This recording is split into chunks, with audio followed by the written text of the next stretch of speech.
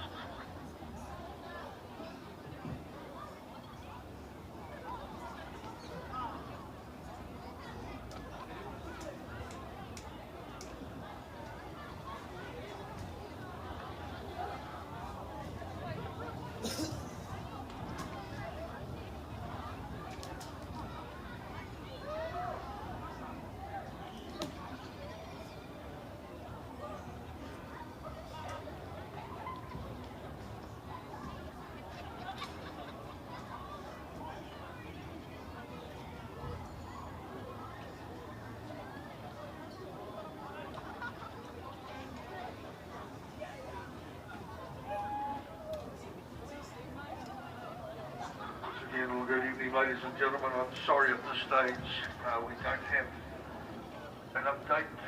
As soon as we get an update, I will certainly let you know.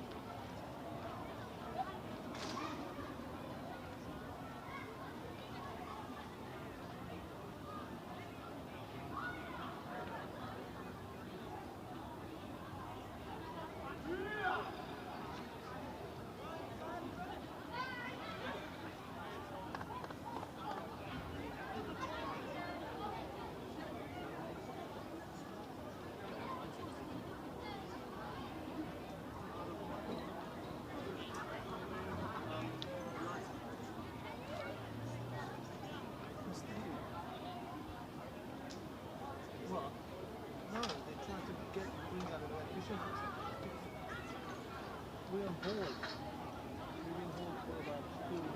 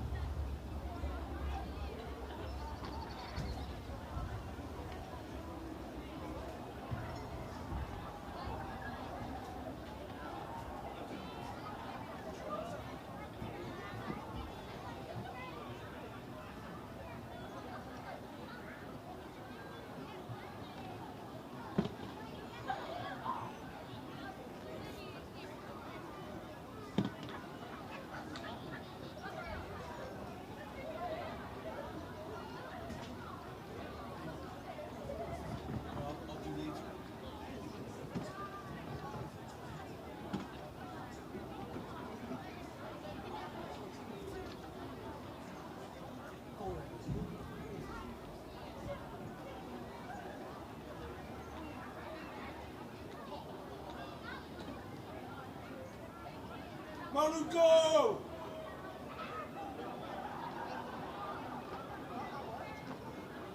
Where are the Warriors? Warriors! Come out and play! How you fellas over there?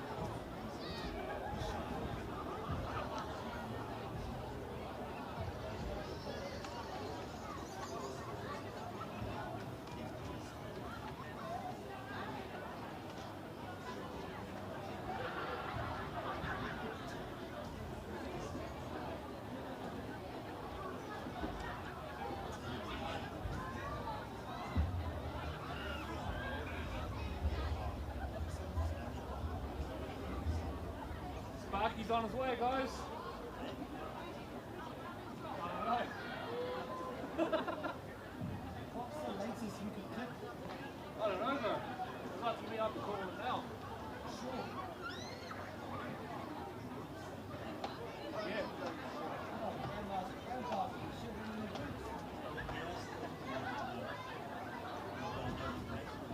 Oh, yeah, right.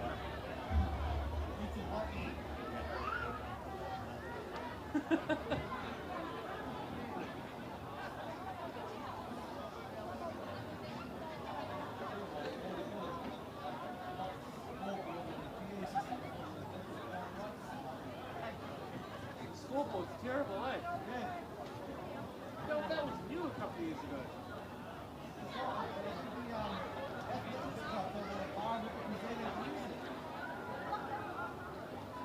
Would have been nice if we were erected.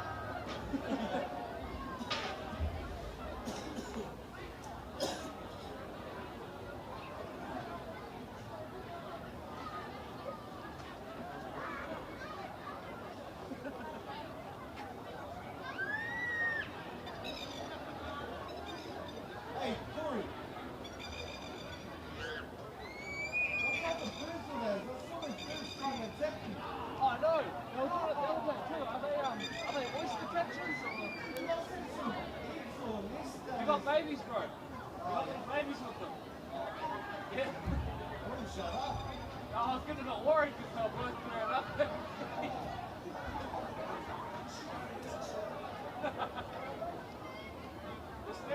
standing down this way, down there. Yeah.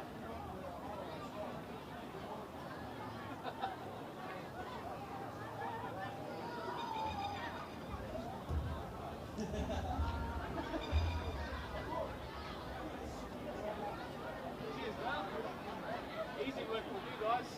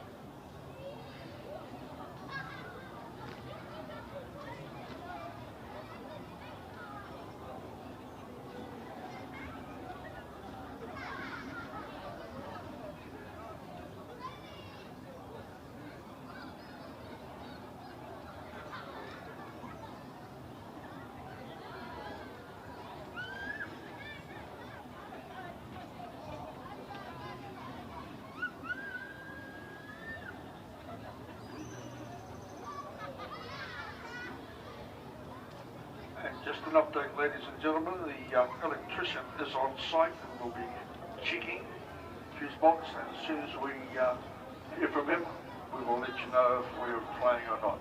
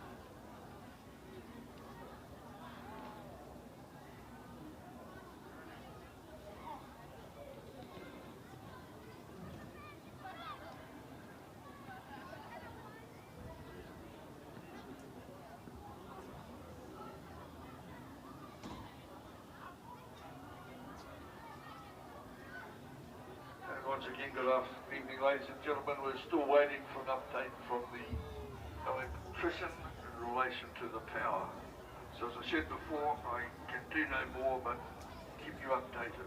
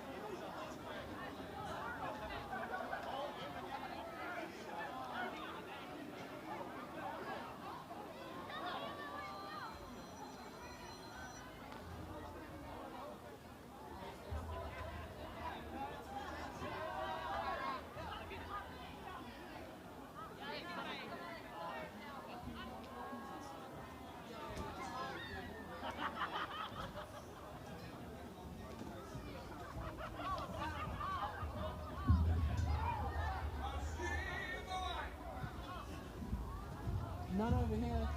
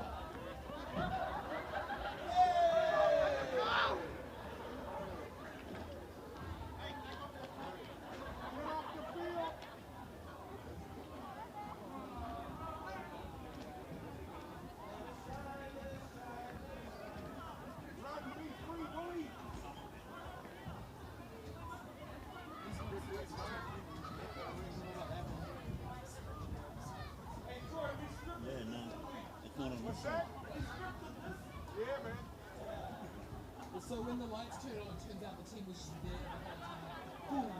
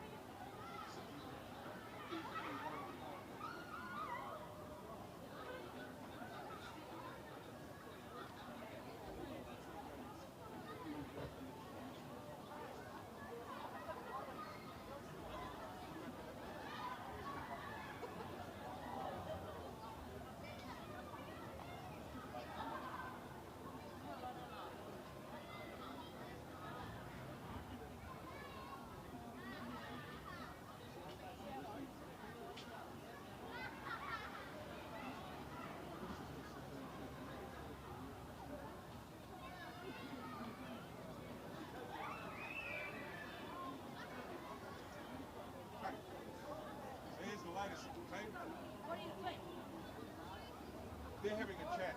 They're going to ask the teams if they're happy to play under one stick of lights. Obviously not going to work for live streaming. And I said, well, it's a decision. I'm just going to stand out here and wait to see if I can take my goals for something. Who would know? Troy, we need a prop. Come on, we're going to have a kick test to see if we can see what we're doing. I can't even fucking see who's talking. You guys can't see any of that. I mean, look, this ain't going to be live stream. So I'm going to make a call. I'm going to make a call on that now. Just.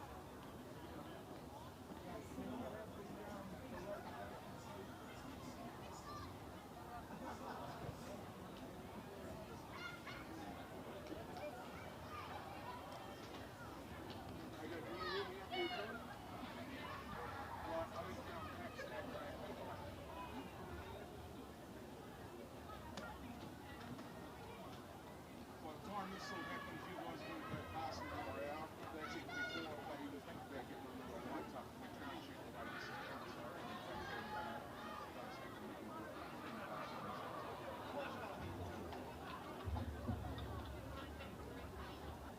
Thank you.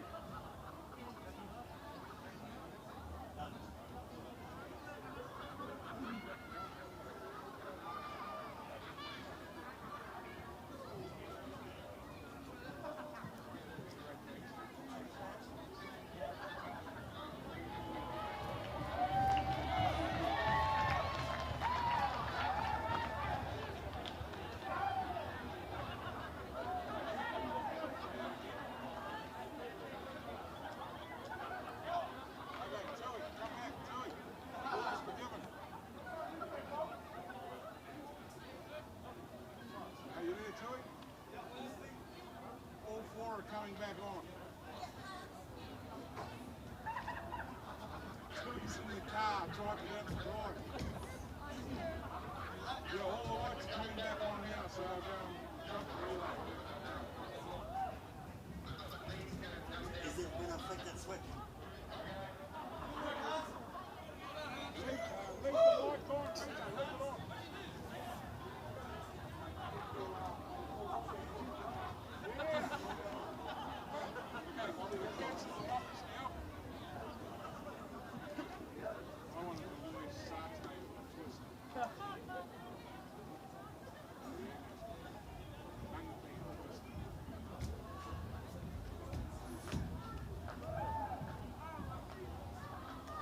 Switch it Good evening, ladies and gentlemen. As you can see, the problem has been fixed. Lights are on. Game will commence. However, there will be a delay because the team is now the warm-up. They're coming down shortly to do that. So just sit back. We will be getting underway in the near future. The game, of course, is the under-20 grand final between Manukau and Maris. And Manukau will ride out as follows tonight. 1, Samuela Satara. 2, Tonga Arama. 3, Raven Tongia Fafoa. 4, Viola Panachipu. 5, Coronado John. 6, Tamori Nati, 7, Samuel Nati. 8, George Tuihana Hengi. 9, Desmond Tafoti. 10, Christian Harriman. 11, Darren Pakatava. 12, Dawson Malley. 13, Gio John. 14, Tapu Isi. 15, Toronto Daniels. 16, Richard Jefferson. 17, Nora Takarang. Maris will ride out as follows.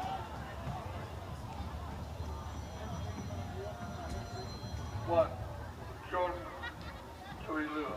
2, Waika Shepherd. 3, Vala Sami. 4, Wallace Zarima. 5, Damien Sualaga. 6, Tongamuni. 7, Connie Sualaga. 8, Sione Papa Alasa. 9, Hunter Norton. 10, Patrick Lavia. 11, Shaz Needham. 12, Simon Atoa. 30, Tony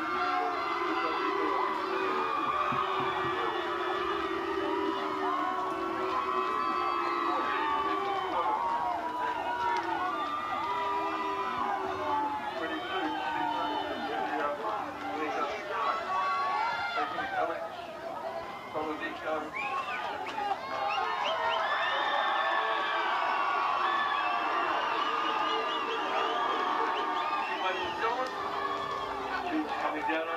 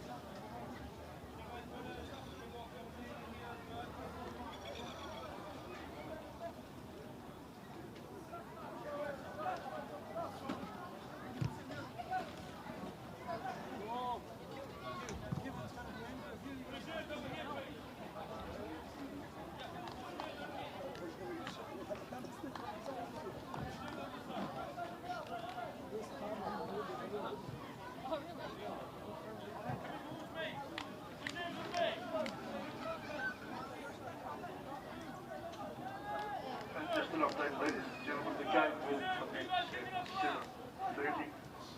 It's a 7:30 kick-off. Thank you for your patience. I'm sure the game will be well worth the wait.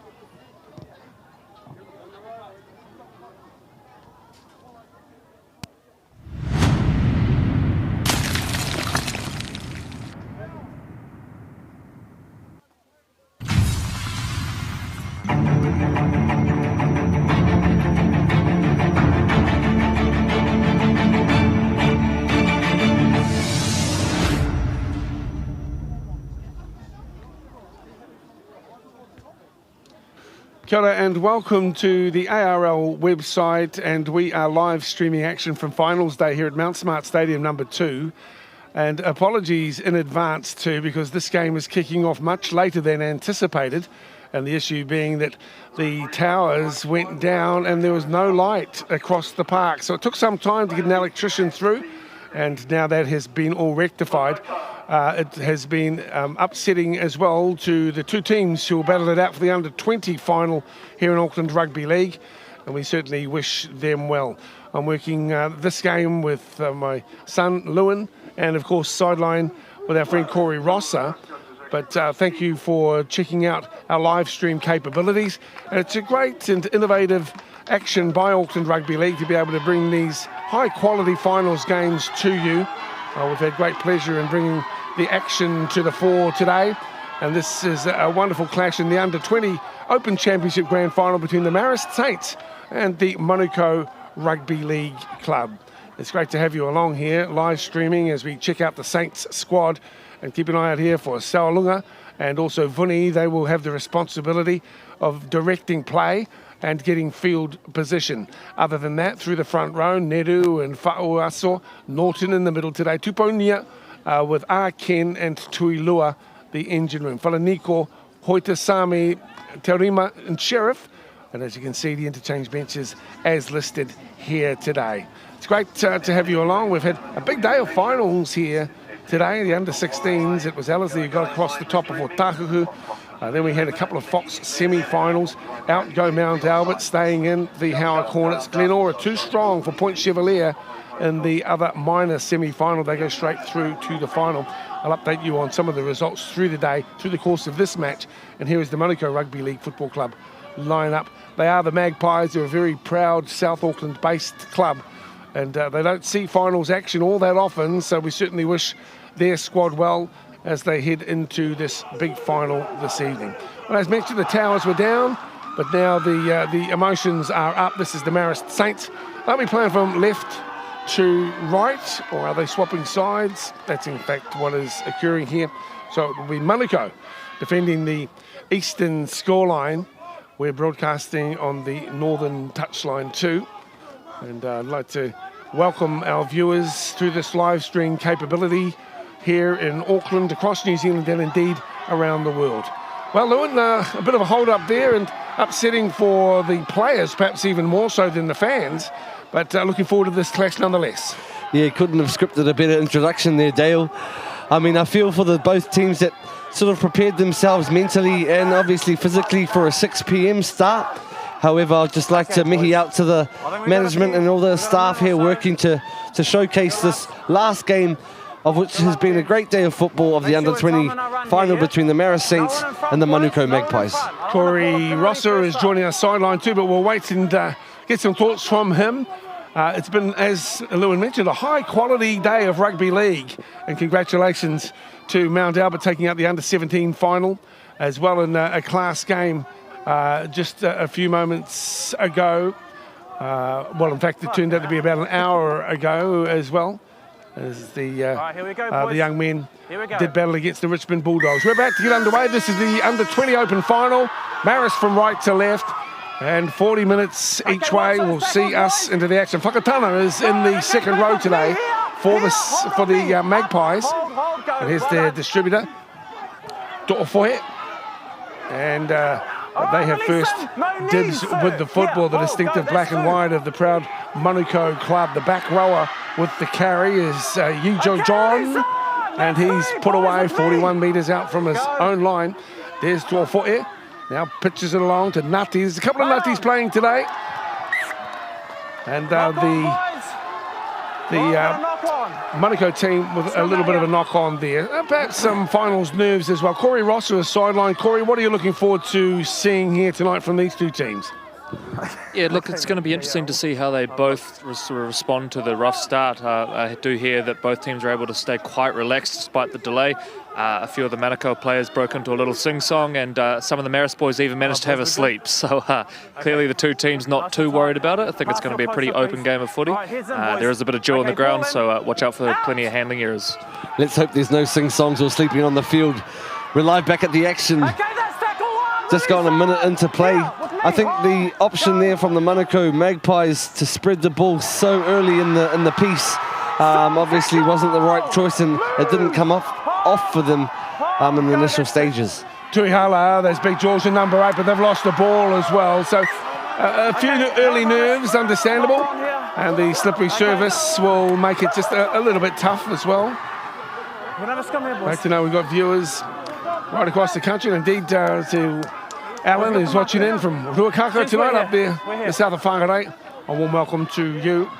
And I know that the connections for these clubs will be stretching far and wide. That's the great thing about internet sport and live streaming, is it allows for global capabilities, and many of these players will have whānau who might be stretching right up and down the Pacific, so a chance for them to see their young men in action. And while live streaming is neat while it is live, it also sits on the Auckland Rugby League website for some time, so able to share the imagery with family and friends right across the globe. Number 1 is Samuela Fisitalia, and he's wrapped up just 12 short of the halfway, and 10 in from the far touch. Here's a penalty. Pretty enthusiastic crowd over there at the background too, and they've been very patient. We have been swathed in darkness for the last hour or so. So there's a bit of humour happening across there as well. The crowd rousing renditions of Tutira Mai Ngā Iwi and other interesting tunes. So it's been an interesting touch. Of course, there was a temptation to cancel this game and to replay it at some later stage. But I'm pleased that we waited for the arrival of the Sparky, who got us up and running. This is Dawson Melly. He's to the 20 metres now as the Magpies mount to challenge. First with the ball is George Tuihala. Tuihala near, and now he's wrapped up 10 metres out from the try line. Great chance here for the Magpies. To the number 6, Tamore Nati, and a head on John too, and he is in trouble. I thought he had gone straight to ground, but the hit was solid from Marek Lavia. And he's up to his feet. Yijo John. I know you can't choose your defenders to run it in the spare of the moment, but that was the wrong bloke to line up against Marek Lavia's all size, and he put a good shot on. Okay, boys, pack your scrum, He sure did. Marek Lavia. Tony Tuponua is the 13 today too for Marist. They have possession. It's the fullback, John Tuilua. Tackle 1, move! Peg just short of the 20-metre line. Hold, go. Picked up and gone. Welcome to the program. Look at the Magpies into it. Good to see these young guys, under 20s. And everyone's getting involved. There's some men of genuine size. There's a Faui also. Good darting run from dummy half for Hunter Norton. He's wrapped up by his opposite. Down the short side they travel this time. Leotoa Ken. Oh, fit that final, boys. Josiah is his first name. Just short of the halfway line as Maris punched the ball across field. Some nice enterprising play here. Fast hands needed. Out to the winger who gets a kick in deep, where it'll be taken at the back by Fisitalia. Returns 8 from his own line, shapes up, runs it out to 15. Good kick return, and the Magpies will play the ball on the 20-metre line. Yeah, and as I said earlier on, Dale, it's very nice to see Manukau Magpies, a proud club of yesteryear, represented here in the under-20s grand final. Remind ourselves also that the 18s, the under-18s comp for the Auckland Rugby League in this competition was no longer this year, so it's nice to have players at this age group sort of still passionate about their rugby league. Absolutely, and it is of concern. We've discussed it through the course of the day. Today we had the under-16s final as well. It was a high-quality game, and congratulations to the Ellerslie Eagles who got up against the Otahuhu Leopards. Some interesting results throughout the course of the game. And Corey Ross, we've got Corey sideline. Yeah, and you can't reach around the ruck like that.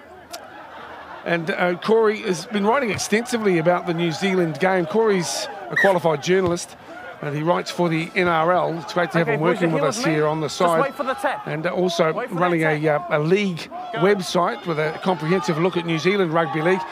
Corey, you can share that website with our viewers this evening as well, so that they might check out some of your work. Yeah, absolutely, Dale. So KiwiLeagueCentral.com. So we're on Facebook, Twitter, and of course the website.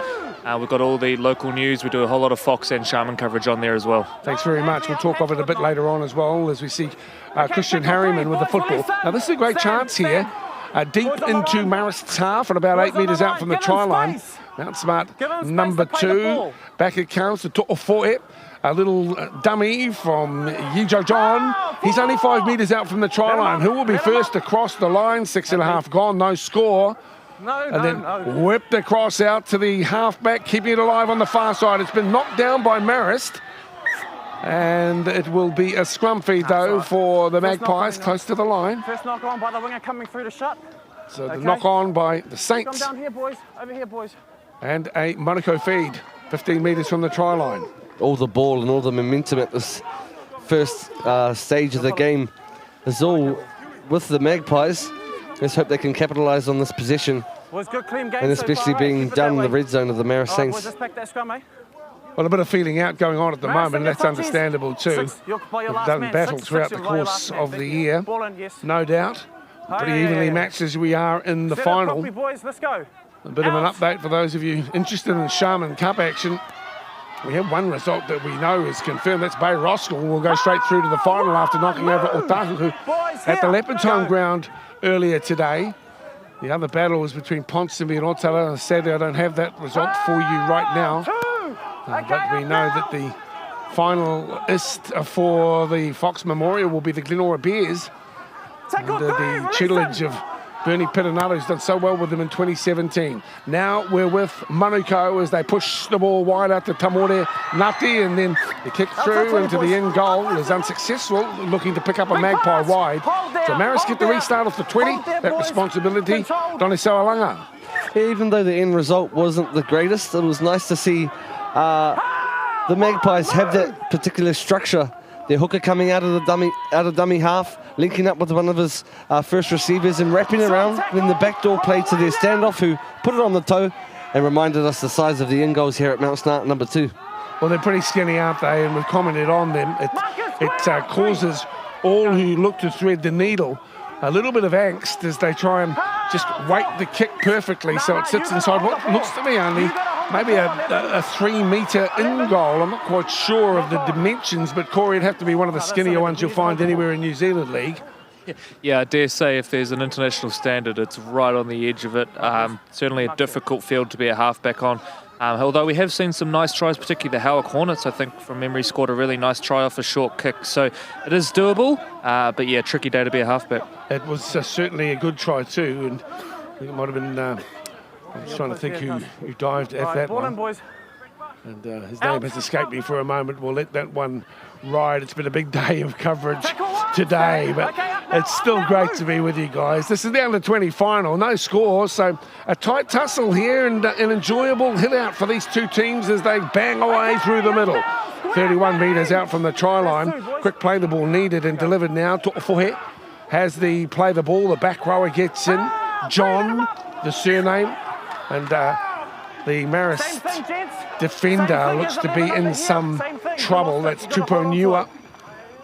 Tony Tuponua. There's some concern for him as the connections come on. Time off here. And as we see the awkward fall, the way that he fell in that tackle. Yeah, I think a possible head clash there from the back row of the Marist Saints. Put his head in the wrong place, and obviously he's come off second best. It's also pleasing to see that the Auckland Rugby League have made this a priority, player welfare, player safety, and when we have sort of situations like these, it's the player's health is paramount. Well, there's the... What, he just really fell awkwardly. Yes, time's off, sir. I didn't necessarily see a clash there, do you? Not a head clash so much as Almost done a split, the poor bloke. a body twist. Okay, boys. Well, I'm pleased to see that he's up and about. We're in for a scrum Heavily here. strapped right knee, but Manukau ball. he fell very awkwardly. Are we all right here? So as we were waiting for the lights to come back on, as All right. mentioned, there were some interesting touches. Out of sheer boredom, I on here, think gents, as two or well. three young kids decided to Head do a in. run Let's go, around the be better track. than Well, that, boys. Let's go. Head in. that wasn't Head in. on. You're not allowed Get on the your head in. track. Well, out come the security guard and the race was on. The crowd had a ball and the kids faded into the night. The security guard did half a lap and then pulled up. Heavy breathing, couldn't go any further. It's a bit of humour. It was all in good spirit. 2 off on 9. I didn't think he would put a shot on one of the kids. I didn't think so. That's 2. This is better on the far side, but a penalty. 2 on the tackle, boys. Hand in, 2 in the 2 on tackle. the tackle. Must pay tribute to the referees as well and remind Yeah, boys, 2 on the tackle. our viewers and those of you who have connections to rugby league, they're always on the lookout for talented referees. And if you really want to enjoy the game from the box seat, you might be interested in either having a dig yourself Yeah, as a boys, referee with or me. encouraging those With me here. you know who would be good at it Just wait for the to tap, get out please. and learn how Wait for the to tap. handle Go. the whistle. Go, This go, is Hunter go. Norton, takes the tap, the bag, Sione, Fa'aiuaso. High tackle, unlucky 11, you've come high, okay? Come high, I like to talk from the referee. Unlucky 11, that was Darren Whakatana. Are you sure? Yeah? Is that your count? The boys from Moyle Park decide that they're going to have a shot at goal. Well, it is finals football. 11 and a half into the game.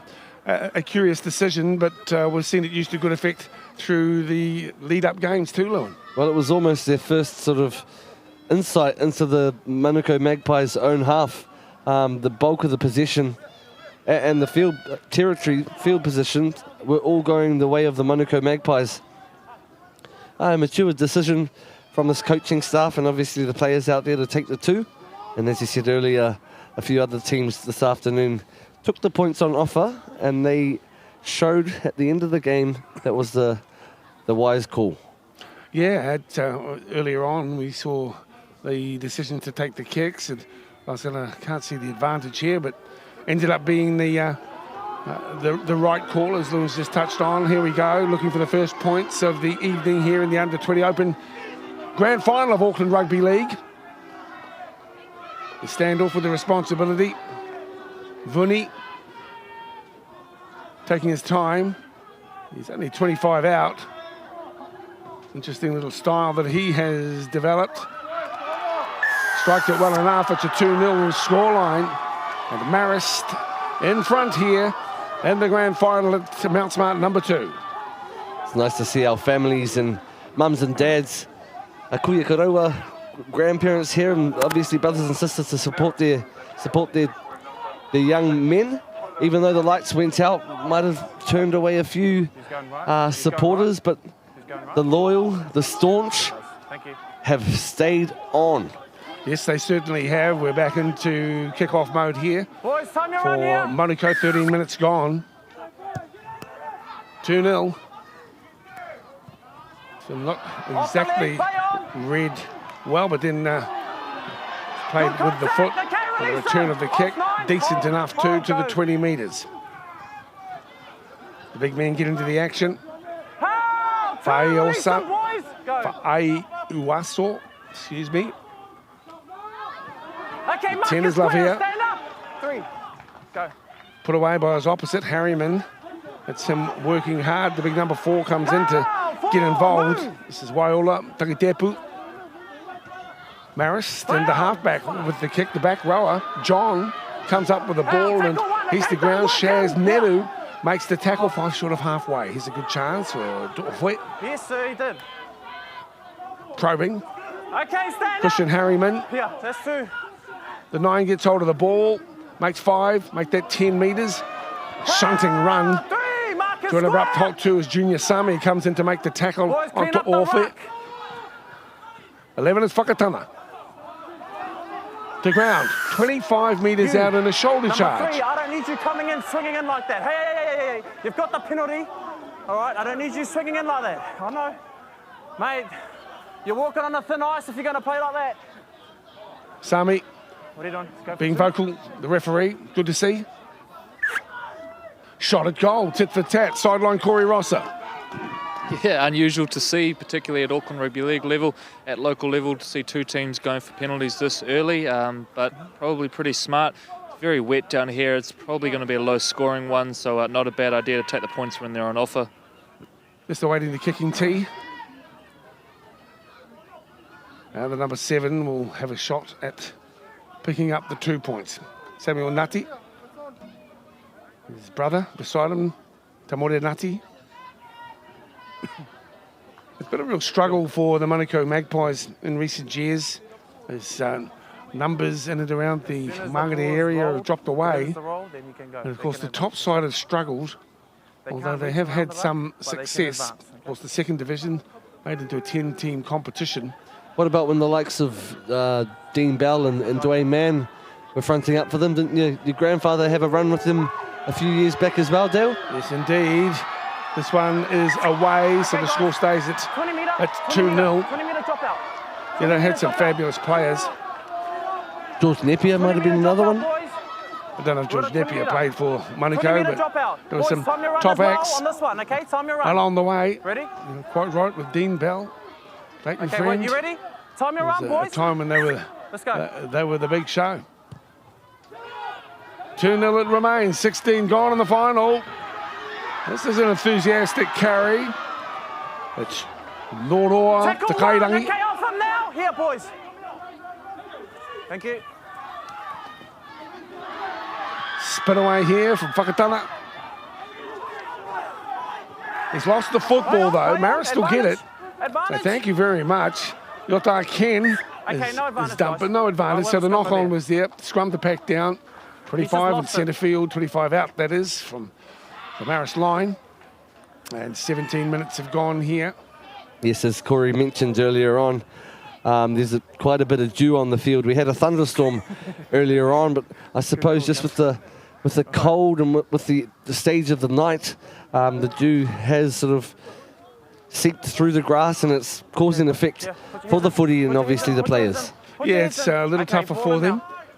But hey, it's finals footy, so it's all about gripping hold of that ball tight. Can't strike it until the ball goes And in. Okay, playing put your heads in. good structured Put your heads in. Okay, football, ball in. conservative Out. at times, yes.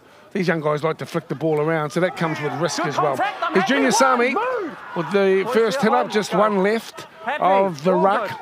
Marist Tackle 2, okay, don't work out. demanding Stand. some decent D. And Samuel Nutty helps out in that regard. Been impressed with the work of Harryman, Here. the prop forward for the Magpies. They're short of the halfway. Some good solid hits going in here, Okay, and that's all, boys. Here, Manukau hold. combining well. This time the back rower, John, works with Whakatana. Out it comes to Lavia this time, and again, Okay, boys, 3 here we black are, and white fifth and final, defenders shut them down just outside the 40-metre line. So forced into the kick at the back end of the set. Up it goes, and it is high, taken nicely. Difficult conditions to play in. Tamori Nati Play one has here, it. boys. Here, let him go. 22, let him go. 6, just get up and play the ball, thank you. Well, you Get hear up and play the the ball, referee 6. being very Thank you. vocal. The number You 6, can't do that. slow to That's his feet. blocking. And the goal here is to make Ah, like whatever they do to release you. him. Here. Doesn't make a difference to your attitude. give Here's him the fullback space. into it for Citalia, and he's hit too. Okay, release him. For Citalia Move. takes the shot there. Tupo Nua. The back rower gets himself involved again. This is the guy who went down. We thought a serious injury. Well, he's bounced back and he's thrown himself into his I'm work happy. with No, they're on. great enthusiasm. Here's an awkward bounce here for Marist. In fact, it ends up into the hands of the big prop forward. He goes down the sideline and he's in to score. This is George Tui Halangenge. Hala, yeah, all right. What a bounce from the spiral bomb put up by Tamore Nati. It's good to see our big front row on the left edge following the ball through. And fullbacks must hate the shape of this oval footy. You can't necessarily read which way it's going to bounce and into the hands of a big front rower, George Tuihalanginye. A good run from George as well. Let's have another look. Throws one aside and says, hey, I can see the line. You're not going to get me. And away goes big George. Great try there for the Magpies on the far side of the field. Sideline with Corey. Yeah, and you got the feeling that Manukau was starting to establish a little bit of dominance in this one. Lucky bounce of the ball on that occasion. They take it full advantage. So, yeah, look, I think Manukau definitely at this stage winning the arm wrestle. Marist need a couple of big sets just to get a little bit back. Yes. Well, I suppose comparing the physiques of both teams, to me, the Marist Saints have quite a dominant front row and forward pack is a lot bigger in size in comparison to these smaller, agile boys of the Manukau Magpies squad. The question is if these big boys from the Marist Saints have enough petrol in their tank towards their back stages of the game. That's going to be important too. And 5 metres in from the far touch, looking for the extras. That'll be really heartening though for the Magpies players and supporters. But this is a tough conversion from wide out. Well, we've had rain and thunder and lightning. And lighting. And lighting, I suppose, is a good point as well, or lack of would probably be more accurate. The wind factor hasn't been that great today. Hasn't favoured teams in any direction. Bit of a swirling wind, if anything. And he hits that one beautifully. Spot on. 2020, 100%. There's your try score. It's a bit difficult to see up here whether or not it goes over, Dad, but we can hear from the support of the crowd before the flags are even lifted. Tuihalanginye, there's their try score. I'd like to see a bit more of him too. So it's 6-2 the scoreline here, and it's Manukau who lead in the final of the under-20s. Make sure your 22's on side. So the number 6 to get us underway again. This is Vuni. He sends it sailing. And just gets down to the 20-metre line, and some solid D2 as the Saints muscle up. Move here with me. The big number 22 is Sima Shuletifi. Nah, that's happening. And the back row, I thought that maybe it was too high. This time around, it's Harriman. Release, move, stand, here. 6-2, scoreline in the final. Hold, to his feet, go. Harriman. Foyer delivers on and seeing some good solid defence. Do you notice, Dale, that the game plan of the Manukau Magpies is simple? Nothing too flash. I'm noticing a lot of just one-off the ruck plays either side. They're not sort of trying to push too much in the early stages of their sets, which is working for them at this time. Hold. Back on the inside we come. The number 4 has hold of the football, Tangi Tepu. Bringing little Xiaolanga in to get hold of the defence, to making the tackle on Whakatana. And now the half gets his hands on it, but impressed with the workload here of the prop forward. It's not your biggest player out of the engine room, but he's certainly getting himself well involved, as is this man. He's lost the football this time though. It's been jarred loose. You've come in and you've played at the ball, you've hit it and you've knocked it on. Okay, sir? Yes, you have. Well, you've heard the referee there. He says you've played at the ball and it's knocked on, so the scrum feed will go the attacking team's way. Right in front of the posts, 25 metres out, another chance for the Magpies. Yeah, good call there from the ref, claiming that one of the Marist players, as he was going in for the tackle, got a hand to the ball and knocked it forward. Sometimes rather than reaching out with the hand, this is a bit wiser choice to go in with the shoulder and then pop it out. You can do that too, but if you attack the ball, you run the risk of this occurring. Of course, you can jar the ball loose, and I just hear the referee duck and dive. I thought I might have in the background. But he wouldn't be the first to... Okay, stand up, boys. We're on the line here. Anyway, a pretty mild term in this day and age. You get the impression. Here's your try score. Tuihala. He goes well. I hope he doesn't mind us shortening his name slightly. Okay, that's 3, boys. Stand up. That's 3. And they're a real threat at the moment. You're not square. The Magpies You're not and square, the okay? marker Yeah, you're not square, so 12's the not black and square. whites will get another chance. Wanted to get on with it quickly as Desmond Dorfoy. Foot on the line. Into the crowd we go. There they are, the Magpies here we go. faithful. Yeah. Go. Out in good numbers too this evening for the under-20 grand final. Trying to go on underneath. Yejo John, he's only a metre away. The Saints will have to shore up their defence and have razor-sharp focus if they're going to hold out the Magpies. Here he goes again! Big George! Out of my way, he says, try number 2. I've just been singing his praises, and the big prop forward barrels over just to the left-hand side of the post. Good try for the Magpies. Yeah, full credit to Big George, but I'd like to wrap Desmond To'ofo'e. He is the hooker for the Manukau Magpies. He's very smart. He knows when to come out of dummy half. He identified that the markers the play before weren't square, which set up this opportunity for the penalty tap. 10 metres out, and how can you stop this train so close to the line? Big George in for 2 tries early on and one to watch this evening here in the grand final, Corey. He's having a day out, the big fella, isn't he? But look, Manukau taking advantage of the opportunities they get at this stage and really making Marist pay for their mistakes. So good footy from the Magpies, and no doubt that vocal crowd over there, and there are quite a few Manukau supporters we can see. No doubt they're going to get more into it as the game goes on. Well, he's looking the goods, isn't he? Big George. Big George. Good stuff. 15 to the left-hand side of the post. Not as big as Big Georgie Rose. No, not as big as him. But he's got some genuine size about him, and he is big and tough to contain. Of course, I've always liked Hasler's and Bellamy's attitude. They like genuinely big guys. Rose is just another one of those examples. He's a... Cassiano, Pritchard. And look at that one.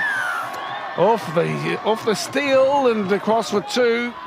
So here we go, 12-2 the scoreline here. He's having a bit of a chuckle to the goal kicker. The fact that the try was right next to the uprights. Wallace, my man, you boys just got to start playing footy. You're just trying to smash each other, all right? Just play some footy. That's the ref talking with the players. Right, some quality football. Boys, A little less of the aggression and you'll get the job done. It's all about getting into the groove, having players working hard. That's gone down. A field position for Marist. Manukau thought it had gone backwards, or at least the number 2 was hoping that it had gone backwards. Tonga Adama. And it is a Marist scrum feed. So 1 step forward and 1 step back. What happens to the best? Ben Hunt can attest to that. Billy Slater. Georgie Edwards this afternoon. Yes. The Manukau Magpies in the final. The Marist Saints, well, they've been producing some fabulous junior footy players over the years and peeling away at the moment to get themselves into good opportunity here. The Saints will be fancying their chances from close range and a full set at their disposal. Here comes the big unit on the angled run. Sule Taifi. And it comes to Myrick Lavia. He's lost the football. And guess who was there once again causing havoc? That was George Tuihala Nginye. You over here, boys. Oh, Big George. Big George. Okay, right, enough of that. Okay, enough of that. Okay, boys. Probably gets all hard with being called Big George, but there we are. The lights of the city glistening in the background. Cheers, mate. Boys, heads in, 7, your body. Gotta love this place we call home, don't you? Ball in, ball in, ball in. Out. The number 4 has a Good carry. contact. Okay, tackle 1. Up We all now, like- Wallace. Thank you. Thank Thank you. you. So he has it That's now. good. Nice and clean. Marist forced to defend down that right corridor. And of course, sensing an opportunity to utilise the left runners. The Magpies, they'll go there again. This time it's Dawson Melia. That's a good carry from Melia. And forcing some good defence too from Vuni. Out of dummy half. One of the sharpest knives in the draw today has got to be the number 9 here for Manukau. Fullback Tuilua under pressure as a good chase is put on by a Tongia 4-4. Raven Tungia 4-4. He is in jersey number 3. Here, boys. Desi To'ofohe, he is working very hard too. The rake. It's really important that Marist Okay, complete a that's set three. here. Off the ball I feel now. like that they haven't shown Boys, here. Thank you. the capability of doing so for the bulk of this game, almost coming up to the half-hour mark. Okay, off the head now. That's But four. Here, boys, Ayuaso up has now. wrapped Thank up you. now, and he'll be slow to get up. He took a decent sort of hit. Down the right on. side they come as Vuni steers it into the in goal, and it is dead out or in dead? goal. Dead, thank you. And so we'll restart on the 20-metre line. Hold on, boys, hold on, boys. That's a Coming big up to pass. half an hour. Wait for in the 2 middle, tries in the middle. to a penalty. Okay. Both tries to the big number 8. Trying to make amends is Taunga Arama.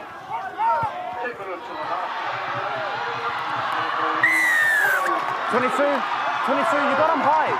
Come on. Hey, 22, just calm down and play footy. Huh? Hey? Yeah, wait till he's behind you. It's good to have the referee mic'd up too. Appreciate our sound technician Hans has made sure that allows Wallace, us I don't have to to call hear time off. literally Make from sure the your boys field. don't give any more But away. he talks a Yeah. lot to the players. At least he knows what he expects from them. There's Dawson Mele again. One, up Another now. spirited Boys, run. Go. I think the frustration's creeping in a little bit for the Marist Saints That's fine. boys, He's trying to wrap. being That's 10 two. points Okay, up down now, and 22. this being the grand final. As the ref says, they just cut the dirty 22. play and let's play some footy. Well, mistakes are made too, so they just need to hustle. Both teams at the moment perhaps don't have the ball's just not 22. sticking as much as they would like. So I'm with you now for Corey. Yeah. And you got to make sure your guys get off at the right time too. Okay. He's just gone up to have a little 22, chat. you need to relax. Apologies Otherwise you there. can sit down, eh? Come on, boys. He might be right to go. Corey, I see you in there eavesdropping on the squads. Yeah, just a little Take your injury shot. update Over from here, down here on the over here, sidelines. over It here, looks like he over might have a dislocated finger down here on the sidelines. So Marist down a man on the bench. Thought you were the 18th man, mate, ready to check your boots on and get out there. There's number 17 who won't contribute much more. This is Rora, Marcus Rora. So Marist with it and a penalty. Penalised them just before, okay? Just watch your high shots. He's got to keep those Yeah. tackles down. Devoni will kick towards the Boys, southern front touchline. No need to panic here. Plenty of footy left in this one, the grand final. Yeah. And it's launched across the southern On touchline. the 10, boys. Here on the 30 out from Wait the for him to try tap line. it. Back on the inside they come. Norton has the Play ball, on, play takes on, the play quick on, that's tap, fine. and here comes Leota Tackle Ken. one, release him, move. Here. He's only just outside the 20. And a good chase put on there. Stand up, 9. Here. Tungia for 4.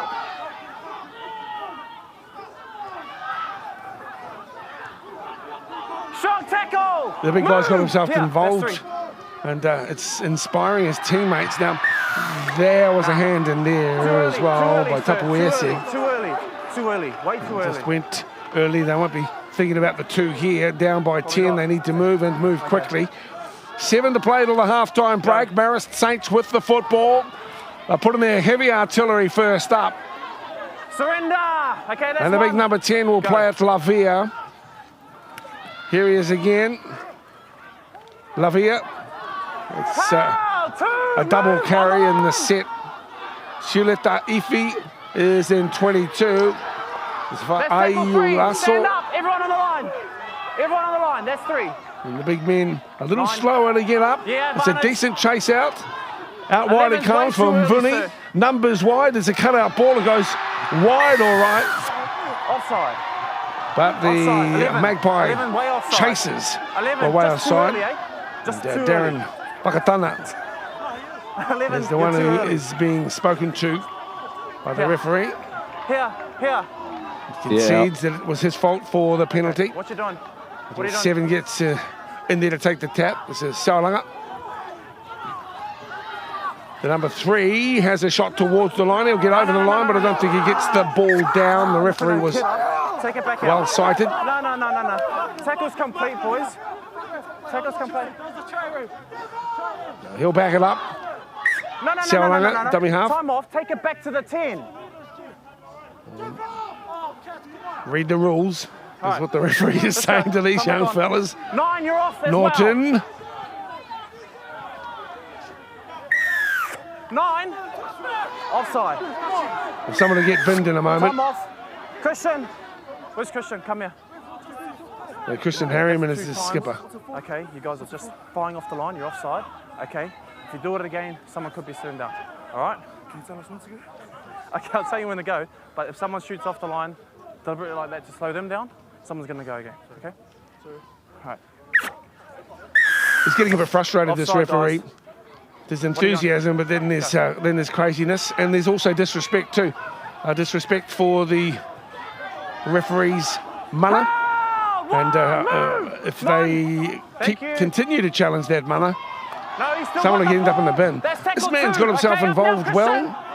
Siuleta Ifi. There's the angle run. Danger times here for the Magpies. They're up by 12-2, but the Mara States will go in this time and over the line down to score. Well, he's deserved the try. Are you happy? He's very much deserved this try. And Siuleta Ifi has really made his presence felt here.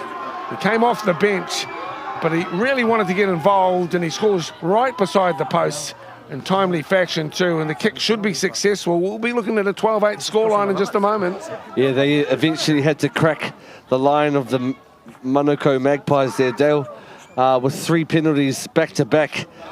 I feel that, I mean, their discipline was exposed there. Boys shooting up out of the line when they were told not to by the referee. The captain even asked the ref if he could tell them when to go. But just the fact that they were trying to rush up and put any pressure on the line of the Mara Saints, it was the wrong option. This man here fully deserved his try. This big barging front rower for the Mara Saints, Sema Siuleta Ifi. He's worked hard all evening here at Mount Smart in the under-20s final. So to look for the conversion and the extras, Tomavuni. I agree with what you say. We'll come to you in a moment, Corey, because the big man's got himself heavily involved, and it's paid dividends here. As we pay tribute also to the St. John's in the background who are here and ready to help if needed. Here's Vuni. That little shimmy there is a little off-putting, is it? It's almost to confuse the goalie. 12-8 is the scoreline. And the crowd up there recognising there is a real game on here. 37 minutes gone. We cross down to Corey Ross's sideline. Yeah, we saw the big blue SAS bolster almost pulling off the covering tackle there. So shout out to our sponsors of the Fox, SAS Apparel. But yeah, look, Maris, a timely hit back right before half-time. They deserved that one. They spent a fair bit of time down there. They had to get some sort of result from it. So definitely a timely result for Maris there. So 12-8. There's the scoreline. Time to run. Here we go.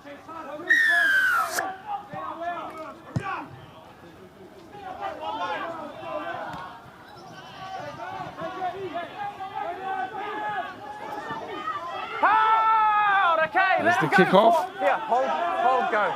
Happy. That's one. Surrender. Okay, move now. There's 2. Go. Maris with the footy now, going to the right edge. The front rower there, Marek Lavera, dealt too well by the 2 tacklers, being Wallace Taurima. Well, they've gone a bit of an extra leg, haven't they? And the attitude at the moment from Marist, very strong. No markers. Down the right side they come, and issuing more challenges too. It's forced Dawson Mallard to react, and he's got into tackle mode. Quick smart, the crossfield kick is a testing and threatening one, but it's come up Monaco's way, and here is the run from the little halfback, is away from one, past the fullback, and if he can get a pass away, anything can happen.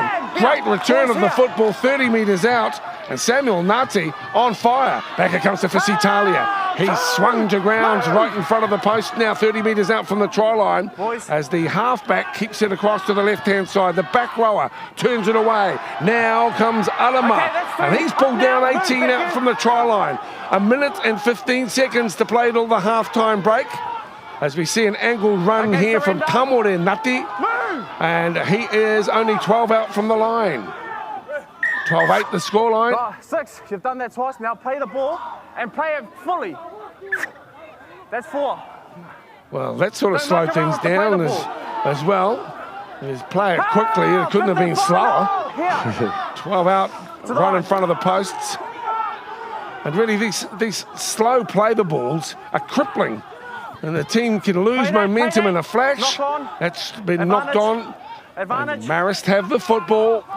So a chance there for the Magpies. Let him up. And a 0 tackle for the Saints. Go back and play the ball. Go back and play the ball. You can hear. Play the ball. Thank you. That's 0. Play the ball.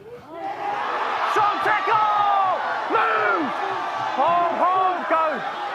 Tuhialingingia, 2 tries. Both converted, one of them from the sideline. Here come the Magpies. Love the defensive work of Maidi Clavia. Go. So pretty close encounter here. Here is your try scorer, Sileta Ifi. Okay, off the ball! He's been certainly one of the best as the hooter goes in the background. Well, there you have it. That's an interesting first half of footy. 2 tries to 1, 12-8 the scoreline. Great to have you along for the ARL's live streaming of Finals Day from Mount Smart 2. At the halftime break, here in the under-20 open final, it's the Monaco Magpies 12, the Marist Saints 8. Stick around, we'll hang tough here for about 6 to 7 minutes, and then we'll come back to you with the second half of the action, 12-8 at halftime.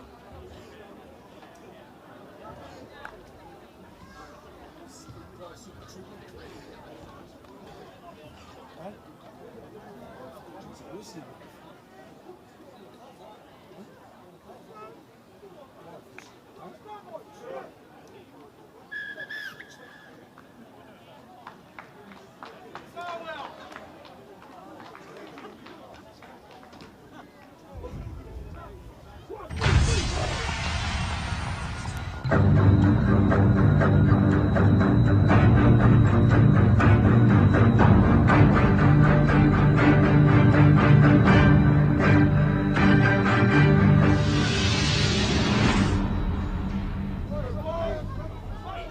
there, welcome back. This is Mount Smart number 2, and as you know, it's the under 20 open final.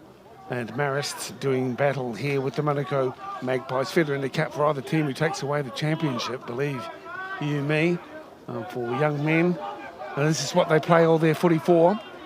And we're about to get underway with the second half. Of course, it was 2 tries to Tui Halanginga. And a late try there for Siuleta Ipa. And that ball has gone out on the... What is... Let's remind ourselves also, if the kick finds touch, it goes back to the kicking squad. So everything Manukau is doing almost is turning to gold. Is it yours? Apologies, that's right. Eyes on me. With sheets and hello, look up and there's a scrum to be set. That's fine if you're a Manukau supporter. Back the scrum, gents. They're up by 12-8. You're on there, 7. Heads in, heads in, heads in, heads in, heads in. Let's go, let's go. Okay, out. They're peeling away from the back and finding Taunga Alama. 3 Marist defenders close him down. Wallace Taurima. In jersey number 4, now it's shuffled across to the right-hand side. The back rower, John, has a charge towards the line. He's wrapped up under the tackle of Tauranga. That's him in 14. Release him.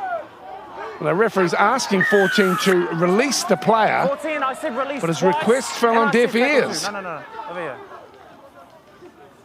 Surely he must have realised that the referee was asking him to let go. What have we got? He just kept at it. There's an easy 2 there. Go. Boys, wait for the tap. Go. So a tap and go. Yes, it goes over the line. It's that simple. Like taking candy from a baby. And he's in to score underneath the posts. Yeah, quite surprising that this was that easy. The commitment shown by the defenders there of the Mara Saints line didn't really step up and put a body in front of that attacker there, SSS. Bumped off one, slipped through the tackle of the lock of the Mara Saints. Tony Tupouniua. Just what the coach would have liked for the Manukau Magpies. Absolutely. Let's go to you, Corey. Your thoughts there? It seemed pretty straightforward and just some rank defence. Yeah, that's right. Clever play from Maris to find a touch off the kickoff. First of all, Manukau, I should say, sorry. And then from there, look, some soft defence from Maris straight through the middle. Really disappointing stuff there. The talk at half-time for Maris, it was all about stop running through a brick wall, find a way to run around it. And for the Manukau boys, keep doing our job. We know we'll finish strong. Thank you. The number 7. Looking to add the extras. Should have no problem from right in front. Sammy Nutty. That is the case too. There's your try score, Tapu there. So 18-8 and a confidence builder early in the second half for the Magpies.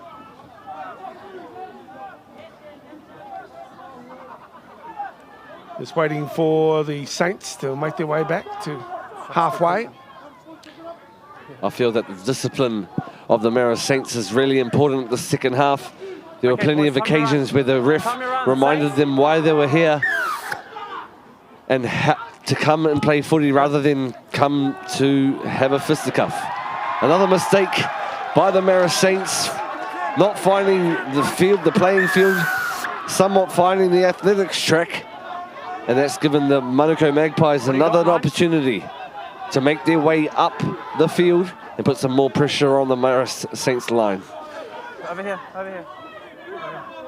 Well, a few basic errors here and showing that their concentration levels are being tested. This is Harryman. Let him play the ball. A bit of a standoff with each other. Christian, don't worry about it. Just play the ball. Hey! And of course, emotions are running high, but the team who keeps theirs in check will get the victory here today. Yejo John has been a very good contributor so far in the match for the Magpies. Out it comes to Nati Tamore, puts it into the end goal. The chase is on, and desperate times there for the Saints. And it's pushed in, so it'll be a dropout from underneath the crossbar, and again another opportunity here for Monaco. We see the Melbourne Storm create opportunities with a strong relationship between Cooper Cronk and Billy Slater. Now, the two brothers, Samuel Nati and Tamore Nati, prepared this play, not for the whole team, but for the Tuakana Taina, older brother and little brother. It was great relationship shown from the pair of pivots. Good tackle! Okay, 25 from the line, right in front of the post, with opportunities to the left and right. Forehead gets it for Mele. Dawson Mele is manhandled in the tackle here of Taurima, the centre. Well, full of running at the moment, the Magpies, and they're really starting to put some pressure on Marist. The ball has come back to the hook, who's just been everywhere today, Desi To'ofohe. He's got the ball.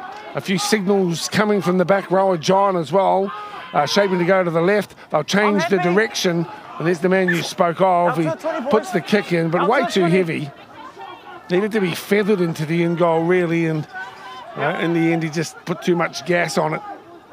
Punched it into the corner, and it goes over the dead ball line. Restarting on the 20. Marist just need to consolidate here. And at the moment, they've just been beaten to the gun by the Magpies, particularly some of their bigger men. This time the responsibilities with Leota Ken. I tell a lie, it's the big man, Sileta Ifi. So a replacement in for some work now, and that's a better run. That should inspire his teammates as well. Taurima out to the short side, the back rower, Tupo Niua gets the offload. 18 is Alex Falaniko. Last tackle here for the Saints. What can they deliver up? It's the cross-field kick.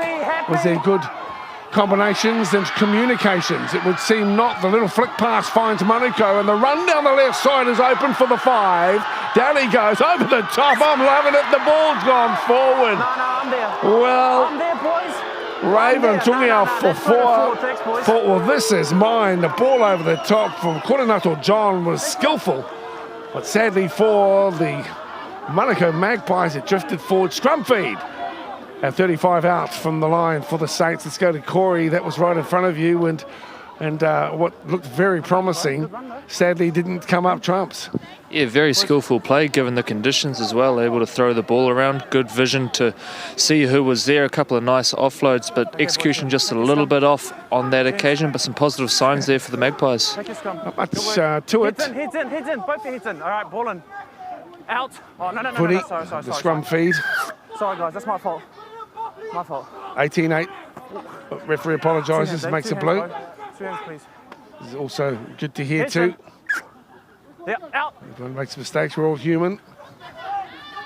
The 22, he's been involved in everything. Okay, Hats off to him too. Thank you, too.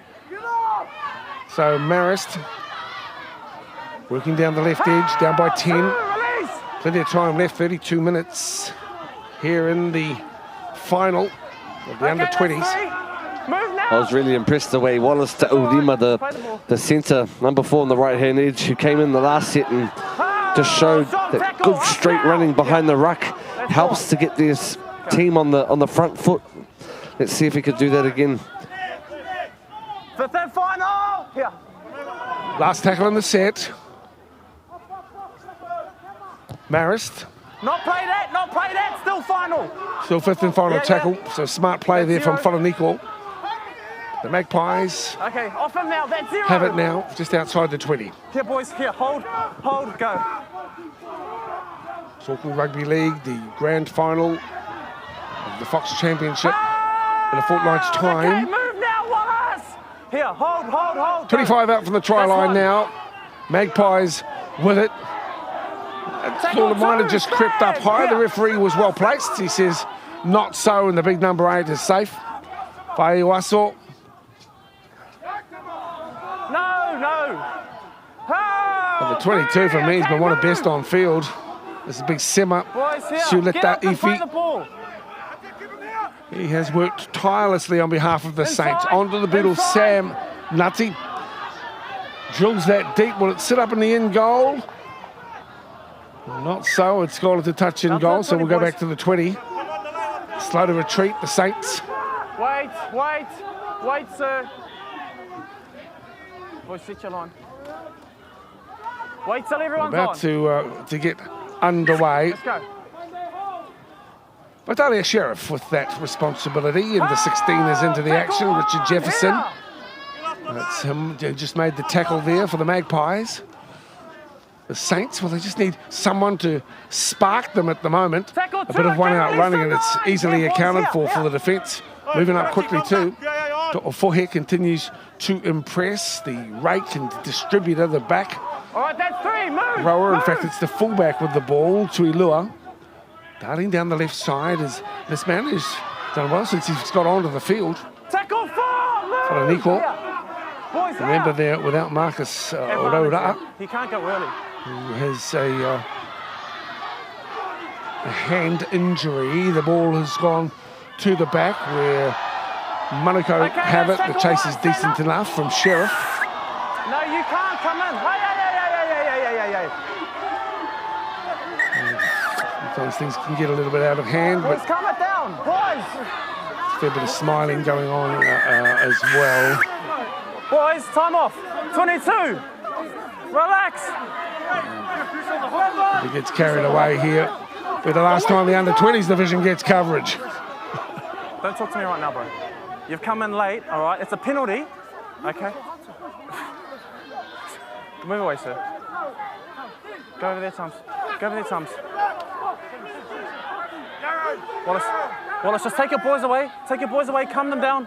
Okay? Hey, 11, you've got the penalty. Do you want it reversed? No. All right, move away. Chris, you got anything? Boys, move away. Number 3 coming in late, so of course we've got that. Yeah. Okay. I'm going to call captains out and have a chat. Yeah, I think that's the right thing to do here, Lewin. Side note with you too, Corey. There's some heat on there at the moment. The referee needs to calm these guys down. That was a silly coming together, and it has the potential to explode this one. You get the feeling. Yeah, that's right. You've got to be a little bit careful. Obviously, we mentioned earlier with these kind of age grades, the tempers can tend to flare up a little bit. So, yeah, no real need for that at all. It hasn't really been that kind of game. It's been there's been a couple of comings together, but it hasn't been overly physical, and there's been nothing too kind of violent in the general play. So hopefully they can sort it out and get back to the footy, because both teams have got plenty of skill. So it would be a shame to turn this into a brawl. Oh, the number 3 looked up, but he really did nothing. Thank you. And apologies there. I probably crossed to Corey. All right. We could have listened to the ref, but we will.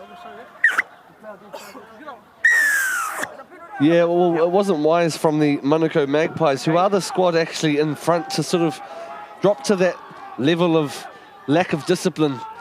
As the ref reminded them that they were winning, and that type of play is not needed.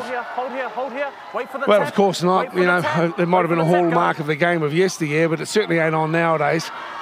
But emotions will be running high. Let's hope that they contain themselves over the next few minutes at least, as we see the Magpies with a powerful run this time from Tonga Arama. He is tackled midway between the halfway and the 40-metre line, now with the Marist end of the ground. 16 is Jefferson. 3 defenders. Right, or Fohe. So good carry again. Gijo John. No, I'm happy. Go. They peel it across through Nutty, has a little look, then kicks it towards touch. It'll go to touch, and a bit of breathing space for both teams. Okay. Or perhaps it's the Magpies who he felt needed it more. And so 12 minutes into the second half, and it's a 10-point split, just the one try after the break. And that to Iese, and a very simple try at that from right in front of the posts 3 minutes into the second half. It's still there for the taking this game, the final. Just on 27 to play. Let's go. Heads in, hold on. A Wait ton for of them to get in. time. Heads in, okay, Who ball will in keep now. their heads and Out. take advantage of their opportunities. The number 8 peels away from the back. Sione Oh, tackle one. is grasped, but he loses the football. No, your and hands all over it. What's up, eh? Hey, are you all right? Fell awkwardly. Are you right? Hey, are you staying down? What's he done? Oh, no. His crown jewels, Dad. Oh, well, we could come up with another name for them, I'm sure, but Okay, that'll do time's for now. Time's off. Yeah, he took a knock. Can't see it Bit there. of a knee there. The knee of Tamore. Okay. Sorry, what are we going to do? Nutsy. That's one way to get the big boy down. Well, Still, it's a penalty. it's not a man who's watching tonight. He hasn't experienced the same level of pain. So on the tackle, boys. Go. Great kick. But I guess if you want to, if you think that's painful, want to try Yeah, childbirth. boys, here. And go. Hey, I think we could. No, he's Talk taking us it some- back. anyway, He's taking it back. you know what I mean here. Ah, one. Let's go, 38 Okay, metres out from the try. Oh, Another one broken down. leg. Time off, Yeah, I heard it. Okay, so we'll. Oh, that's Yeah, I've heard it. yeah, Stay that's a still. bit Give sad, him isn't space, it? boys. Give him space. We're going to give need him a space, stretcher now. Let's Give see him if space. these Just Zambucks put the can ball there, move. put the ball Oh, there. it's all Okay, a- gonna be your it's tackle twisted one. right Just around. move away. I heard it. Okay, thanks very much. It's uncomfortable Okay, boys, reality Move away. of contact Give him sport. space, And let's Okay. No All right, replay. boys. What we're doing. 18 Yeah, to we 8. need, Let's get a ambulance, stretcher and an ambulance onto the field, El Pronto. Yeah, get him. You know, somebody heard a snap, so we know what we're 16, dealing you're with here. All right, deep breaths, bro. Deep breaths. Okay, let's go Deep into the breaths, deep huddle. breaths. We could show you that, but I don't think it's necessary at the moment. guys, deep We breaths, just deep feel for breaths. the young player. This is their grand final, and That way. of course, things aren't looking too good at the moment out there for the injured player. I don't know the number. Did you see what number that was? Oh, come on, hurry up. But out of respect to his whānau, we'll Times. quite You got a sure sub who one? He's is not gonna be all injured good. here. Yeah. Well, let's go down to you, Corey, for a moment. Obviously, these situations are what we don't like to see in the game, but they're a sad reality. Yeah, that's right. But further delays now for these two teams. Of course, they already had their kickoff delayed substantially. It looks like it may be a long stoppage now as the ambulance comes onto the field. So, yeah, not good. But, of course, these things do happen. Sort of hard to get a read on who's dominating this game. Currently, the team's obviously trading blows, both holding their own in the middle of the park. So it's turning into a decent quality little game here. But, yeah, we're going to have a fairly long stoppage here, I dare say, Dale. Okay, then, well, we'll stay with it. Of course, we have to too. We're live streaming. We can't cut back to the studio or get people to chat. So let's just look back on the day. And thank you, Corey, as we go back across some of the earlier action. Let's just remind ourselves of the Fox, and if you'd be kind enough to share some of your observations about the two semi-finals that we witnessed earlier in the day.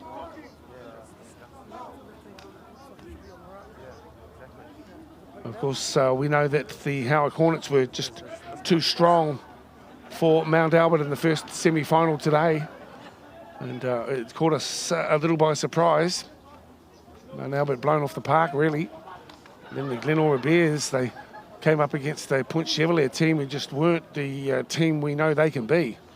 They've been the dominant force in the Fox Championship in recent years, and they just weren't even in the hunt today, as the West Aucklanders claimed that first spot in the Fox Grand Final.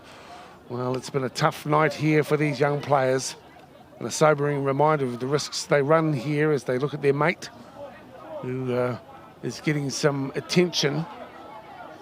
And again, we're reminded that is in need of a stretcher.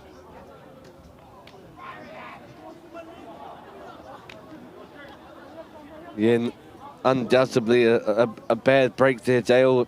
Let's not make our observations from afar. I literally saw his foot facing the wrong way. Okay then, well, I'll respect your judgment then. It's a little bit tough. We've called it a lot of wannabe doctors Oh, come on. over the years. It's not funny. It's actually It's quite, not- quite horrid. Okay. Well, let's have a look back on the day, please, Lewin. It gives us an opportunity to reflect back on some of the results. Of course, the last game we had was the Lions, and they played Richmond in the under-17 final. And that one panned out okay. It was 10-8 to Richmond at the half-time break, but Tui Mavavi, Gerard and McLennan scored late in the second half to get that win. The Bears and the Pirates did battle. That was an interesting battle, and g'day to you at home too. It's great that you're able to share some time with us. We're just spending a touch of time here, just reflecting back on the day. We've had 5 finals today. It's a bit of a cold old day as well, but it's good to see you guys. Just the Bears were far too good today for the Point Chevalier Pirates.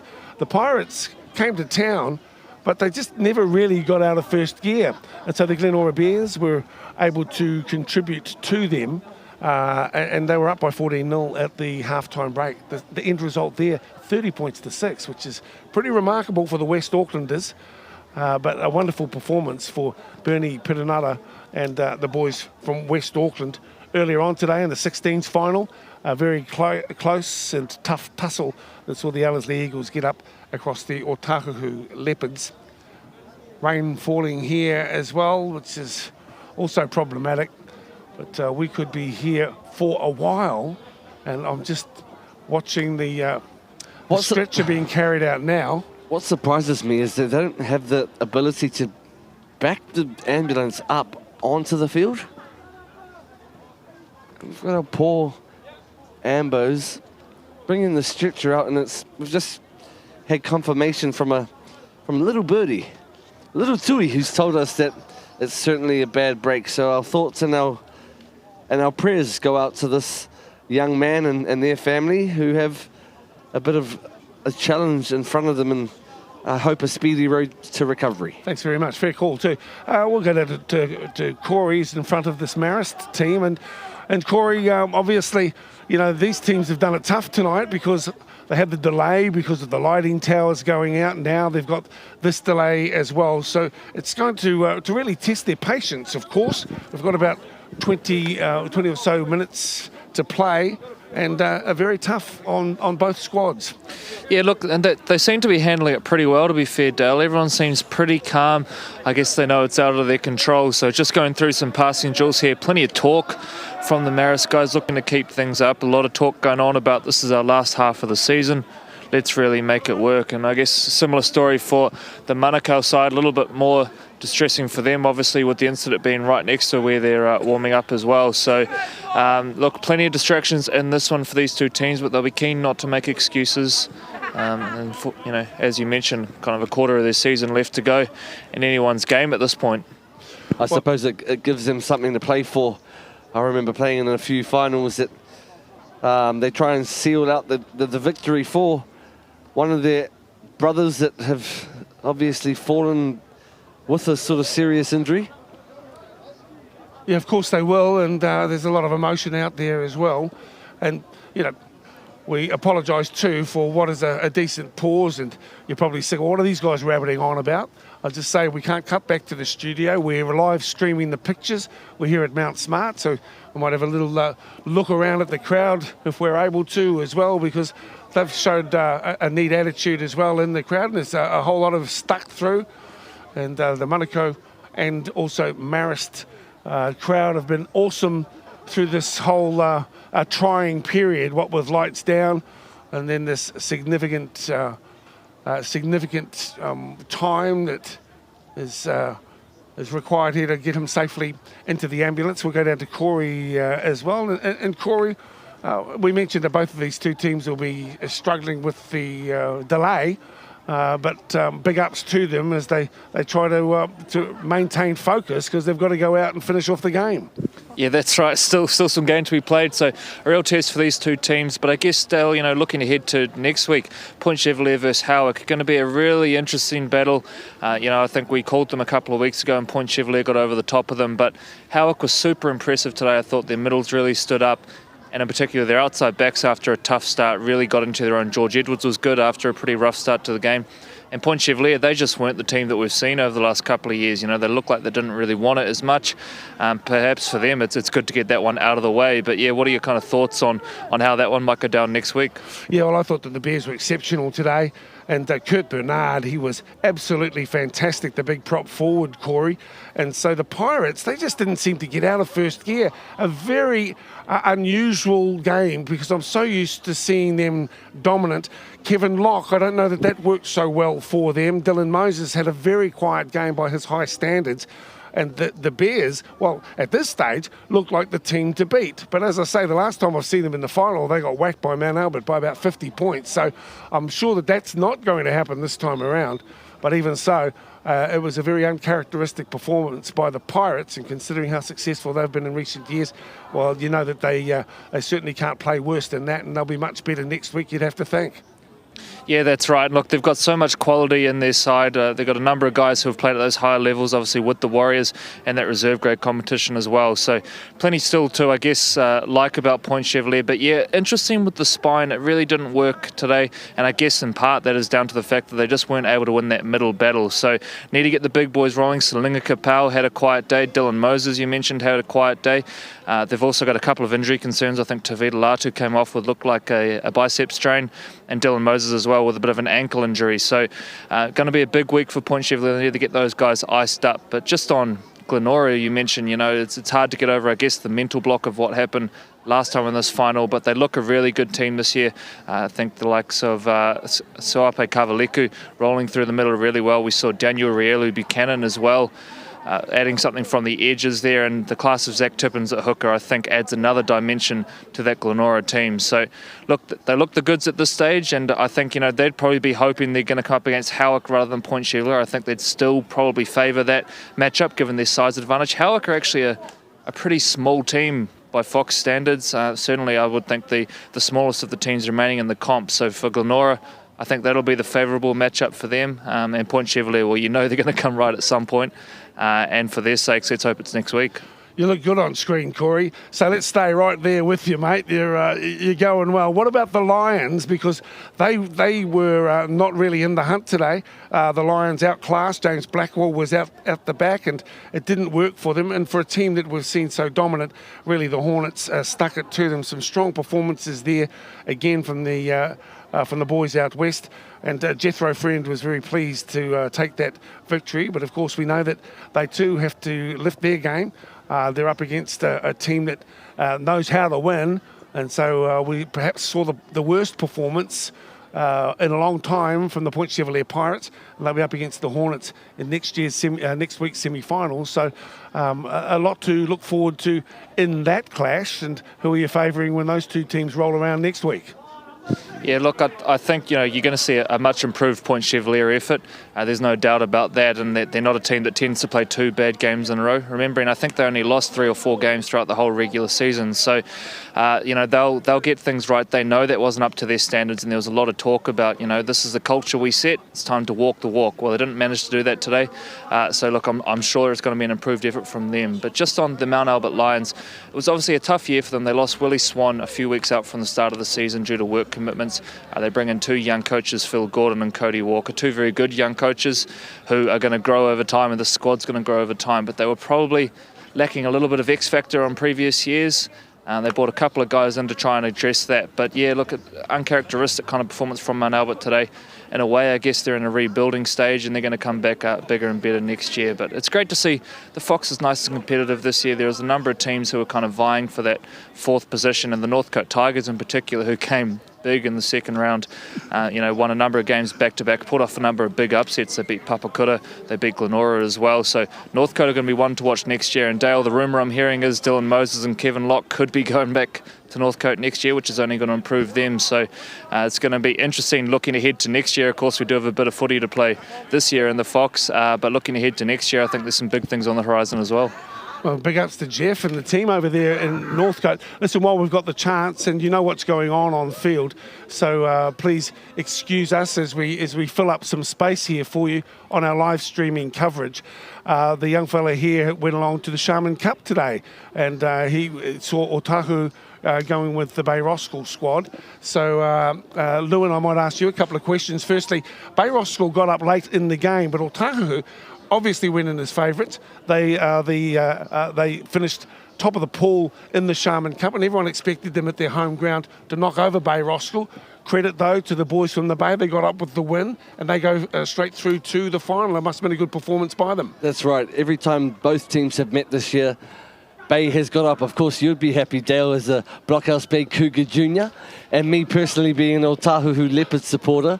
So you wipe that smile off your dial there, mate, right now. But taking nothing away from the Blockhouse Bay Vikings, they did really well once again at Burton Hennon Park, the home of the Otahu Leopards, to get up and make their way straight into the Shaman Cup Grand Final. Who will they meet? It's a big ask. I'm assuming that Otara got up over Ponsonby, so a battle of the South Side next week. We'll see which team meet the Bay, and as Corey said, it's rich in rugby league this year for the Fox Memorial and the Shaman as well. Our Fox at the top having these Dragonauts going in battle, and we also had Chatatu and Mangere East almost competing to stay up. So the game is in good hands. Well, what we can tell you is that we've got more footy coming your way next weekend as well. It is the Shaman Cup Major Final. That's at 11 a.m. next week. This is all going to be live streamed, you guys. The Twilight Final is the Women's Pennant Grand Final. We'll have the Fox Memorial Major Final. This is Orphan Trust Stadium next week. The Shaman Plate Premier First Grand Final, and of course the Shaman Plate Grand Finals. These are all coming your way. Next Sunday, the 27th of August, out there at the Trust Stadium, it's the grand final of the OAR, Premier 2 Pennants and Premier 2 Championship Grand Final. Look, we've got a whole lot of neat footy coming your way, and the good thing about this live streaming capability is that we're able to bring it all to you live, and thank you for your interest in our coverage here today. I also must pay tribute to our cameramen and those who've been working tirelessly too behind the scenes to bring all the action to you via the cloud and the internet, and of course cyberspace. So we're pleased that you've been able to stick with us. Just recapping where we are at here at the moment, you guys. It's the scoreline is 18-8, and with the break in play, we're about 20 minutes out from full time. It's been very unusual, the circumstances that these two under 20 teams have had to confront. They were due to kick off at 6 o'clock this evening. They were delayed until 7:30 because of the malfunction of the lights. And of course now this delay, it's been 10 or 15 minutes as well. So, hey Dale, no doubt our viewers have certainly got their money's worth this evening. Well, they have as well. And Corey, you did an exceptional job there. May I also provide an opportunity for you to talk about your website. Now, you are a qualified journalist as well. You write about the NRL from New Zealand's perspective. You love your rugby league, so much so that you've developed this website with Facebook and all the bells and whistles. So again, remind our viewers how they can check out your work, what drives you, and how important it is that we get this forum for New Zealand Rugby League, because a lot of the mainstream press, mate, they're interested in the Warriors and the NRL, but get very scant coverage to the local game. Sing the praises of the website, sing it loud and sing it proud. We're down to you, Corey. Yeah, that's right, Dale. Thanks for the plug. But yeah, KiwiLeagueCentral.com is the website. It's, I guess, rugby league through black and white eyes, as we like to say, from a New Zealand perspective. A lot of local coverage, so we do a Fox Team of the Week every week, we do a Shaman Cup Team of the Week, all the highlights, all that sort of thing. We try and do a couple of stories kind of promoting games throughout the week as well. So in particular, local coverage really popular. As you mentioned, you know, mainstream media these days, unfortunately a lot of them don't have time to cover it, and it's all about the Warriors, I guess, these days, and the Kiwis. So that's what we're all about. So give us a like on Facebook, Kiwi League Central, and at Twitter at Kiwi League, and give us a visit at KiwiLeagueCentral.com. Now, you've also been covering the Warriors, and we know that they are struggling, and I don't want to join the chorus that's putting them down, but I do like to try and seek out how they can improve. We know we've got some talented young players in there, but just a lack of cohesion, and of course some very disappointing results over the last month and a half, Corey. And then there's the speculation about whether or not the club is to be bought. Interesting as we sit here at Mount Smart number 2 in the shadow of the main stadium. And of course, this is where the Warriors' home ground has been for so very long, and the club is based. But at the moment, the Warriors as a franchise in the NRL really going through struggling times. Do you think that a sale is really on with this bloke Davies, or do you think he's negotiating through the media? It just seems a little strange the way this has played out over the past week and a half. Yeah, that's right. It is a bit of a strange one. Obviously, there's stuff going on with Eric Watson. He's got that impending court case with Cyril and Glenn over in London, where potentially there could be some money sort of handing over. So whether that's got something to do with the sort of sudden interest in a sale. But yeah, look, to be honest, I hadn't heard too much about Davies prior to all the speculation, and we've obviously heard a little bit more about him now. Dale, who knew there was so much money in childcare?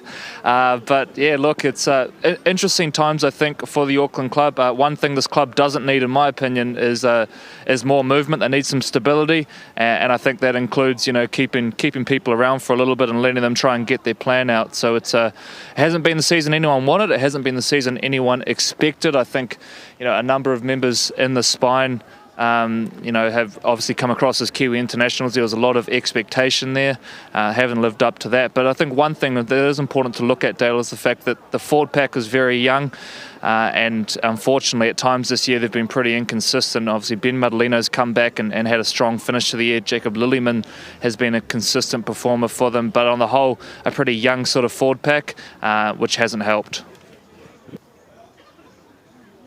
Well, you know the story there, Corey. I know that for some levity as we look at what is a serious sort of a situation.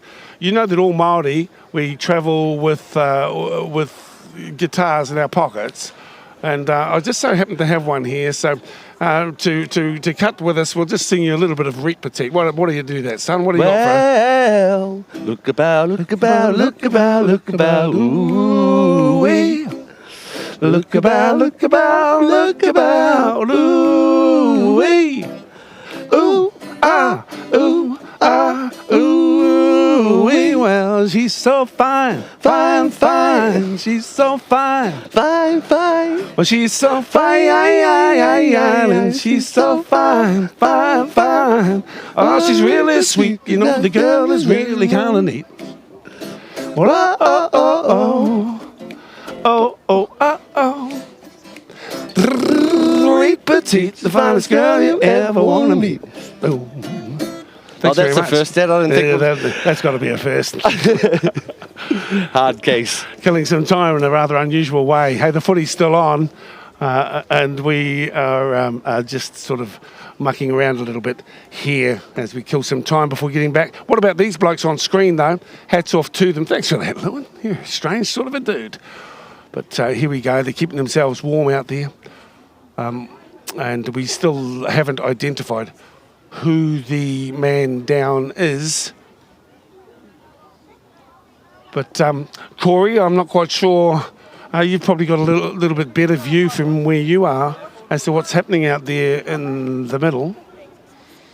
Yeah, look, Dale, plenty of concern being shown, and they're taking their time to move the player, which is obviously very wise if there is a breakdown there. So they're taking their time, and we're happy to be patient. It's obviously challenging conditions for us to be broadcasting in, but we certainly send our thoughts to the player on the ground and also his family if they are watching. Do hope that everything's okay there. So doing their due diligence and taking their time. But Dale, we just got through confirmation of the result from the other Crown Lift Trucks Sharman Cup semi-final, which has seen Ponsonby get up 26-24 over Otara, which means that it is going to be Ponsonby staying alive in that second chance final next week. So they'll play Otahu, which will be our live stream game next week. So Ponsonby, boy, haven't they been big improvers? They were down near the bottom of the comp last year. They brought across a couple of big players. They brought across Aaron Nutai, the likes of Dion Briggs, I think, has come across as well. So Ponsonby, the real big improvers in that second division this year, doing some good things under John Mana. and looking the goods. So it's going to be a huge clash between them and Otahu next week. Otahu, they're a pretty young side, and they're actually not that big for a South Auckland side, so they can tend to get a little bit bullied in games. So that's going to be a pretty intriguing clash out there at Trust Stadium.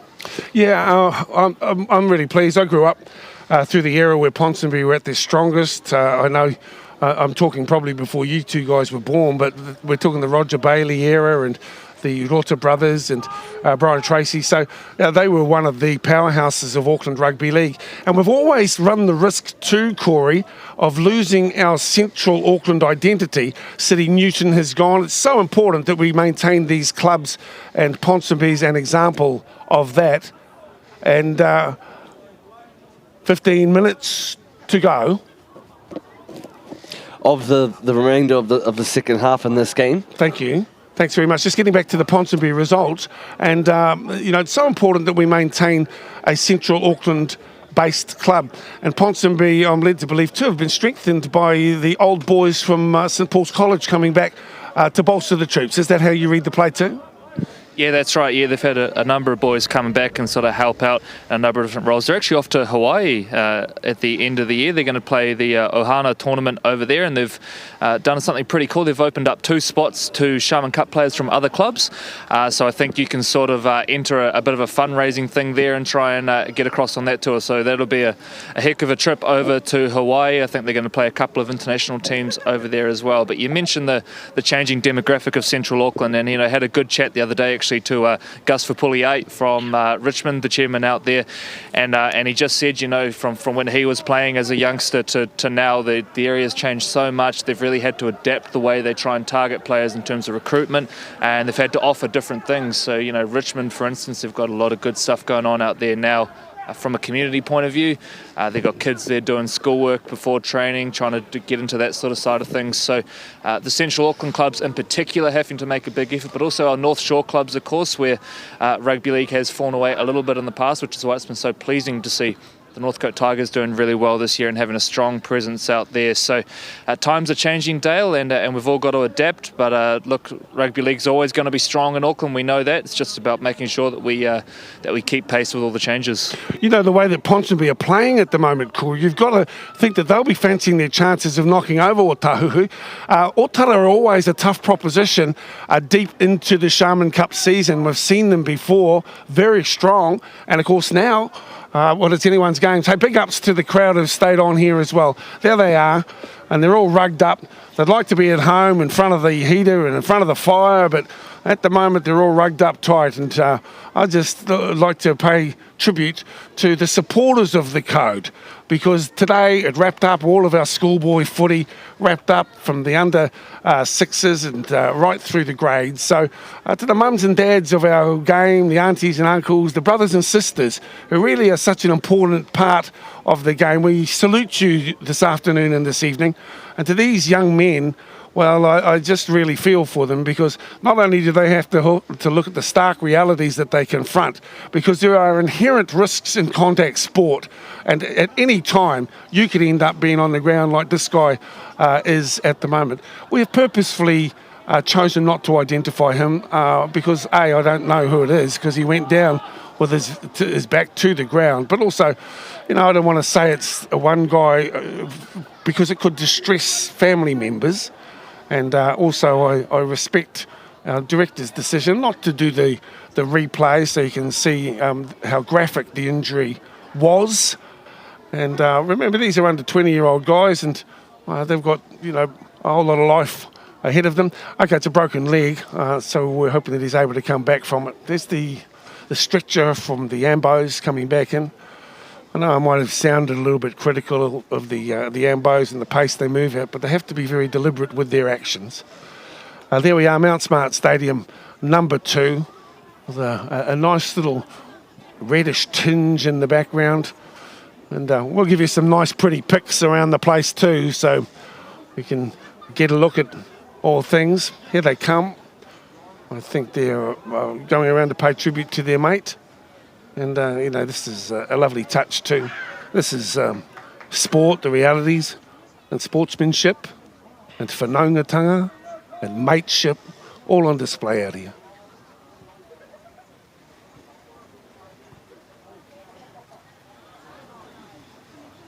But I have to remind you, it's not a mutt here. There's been no tonguing. There's no one died. A guy's broken his leg. And it happens. Let's hope it doesn't sort of play effect on the Manukau Magpies' efforts that have shown they deserve the victory, and let's hope the mind sort of returns on to the field and why they're here. The birds and the bees story, eh? Kia ora, 18-8 the scoreline. Tries. Tuhialangiengia in the 20th minute. Interestingly, the Maris team opted to take a penalty after 13 to get them up to a 2-0 lead. As we look at the Saints huddle as well, and the teammates of the injured player are all around him. We certainly wish him well. The crowd, as mentioned, big ups to them. They've been the best crowd in New Zealand. Today, they have been tested a great deal, what with the failure of the lights, the delay with this game. We will be getting underway shortly. And Gary Whittle in the background saying we'll be getting underway shortly. Minutes of the game remaining. How many minutes did he say there on the... 15 minutes 15 minutes. Was the call? Once again, thank you for your patience. Well, the hope is that they've administered some strong pain relief, Corey, and that the young man is not, suffering in absolute pain. Obviously, when the injury occurred, that would be the case, but the medics got out there promptly, and let's just wish him well. Yeah, hopefully for his sake, he's in Disneyland right now and happily there. So look, good work from everyone on ground, taking their time with it, taking no risks. So it looks like the Maris boys now coming over to say a quick hello and pay their respects as well. So great sportsmanship here. This is what rugby league is all about. At least he's been a part of the Guinness World Record for the longest game in history, having kicked off at 6 p.m. It's now 9:02 p.m. That's great work there, Lewin. You should join Corey's website and write up interesting facts and figures. You might find them on the back of a chip packet. Well, here we go. And the young man has been taken to the sideline and through to Middlemore Hospital, no doubt. Hopefully they'll reset that and get it into a cast, and his mum will cook him a banana cake. I'm hoping that's the case anyway. It's the least you could do. You might want more than that. The ref's about to get things underway. Look at these guys eyeballing each other. Straight off the scrum. And we'll just wait. They can't start until the injured player gets to the sideline, and he's almost there now. Look, I'd just also like to acknowledge our colleagues working on the broadcast and apologise for some of the boring corridor we subjected you to at home over the past 20-odd minutes, even for the bad singing as well. But here we go. On a more serious note, we've got footy here, and I tell you what, if you come away with the prize at the end of this game, you will have deserved it. The crowd say we're happy, we're back into it, and that is the case. Thank you for your patience under these very trying circumstances. It's great to have you along. 15 minutes to play. It's Marist running from your left to right. Manukau are up by 10. It's 18-10. And here he comes again. One of the best on field this evening. Sema Sioletaefi plays it now for Falaniko, who looks for an angled run. So Maris now, 15 metres from the try line, a short side. On the far side, they work it wide, to the line, better than that, into score, Junior Sami, Maris the back in the hunt, believe you me. Well, Manukau would have been a bit rattled by the delay. And the try is scored after just a minute or so of the resumption of play. Yeah, as you mentioned, having a long period of waiting and patience. Obviously, the player who went down did deserve all time needed to be seen to, but not the best start after the injury of the team that has been dominating throughout the game. Poor defence there on the right-hand edge, and a good try there from the left side centre, Junior Sami. Down to you, please, Corey. Yeah, well, Maris, perfect sort of bounce back there. After that long stoppage, you could not blame either team for being a little bit sluggish out of the gates, but wasting no time there. So interesting to see now how these final sort of 10 minutes or so play out. We know that Manukau have more than held their own in this middle battle despite giving away a little bit of size, so they're going to need a couple of big plays through the middle of the ruck. Okay, and looking to add the extras here, Maris, to keep themselves well in the hunt for the title. The most unusual of games. And a very distinct style. Watch this little shimmy here. Back, forward, sidestep, jiggle, jiggle, and hit. Flags are up. It's 18-14. We've got a game on our hands, friends. The most patient rugby league viewers of all time. Thanks so much for your company this evening. It's almost a bit of a cha-cha-cha before he takes a strike.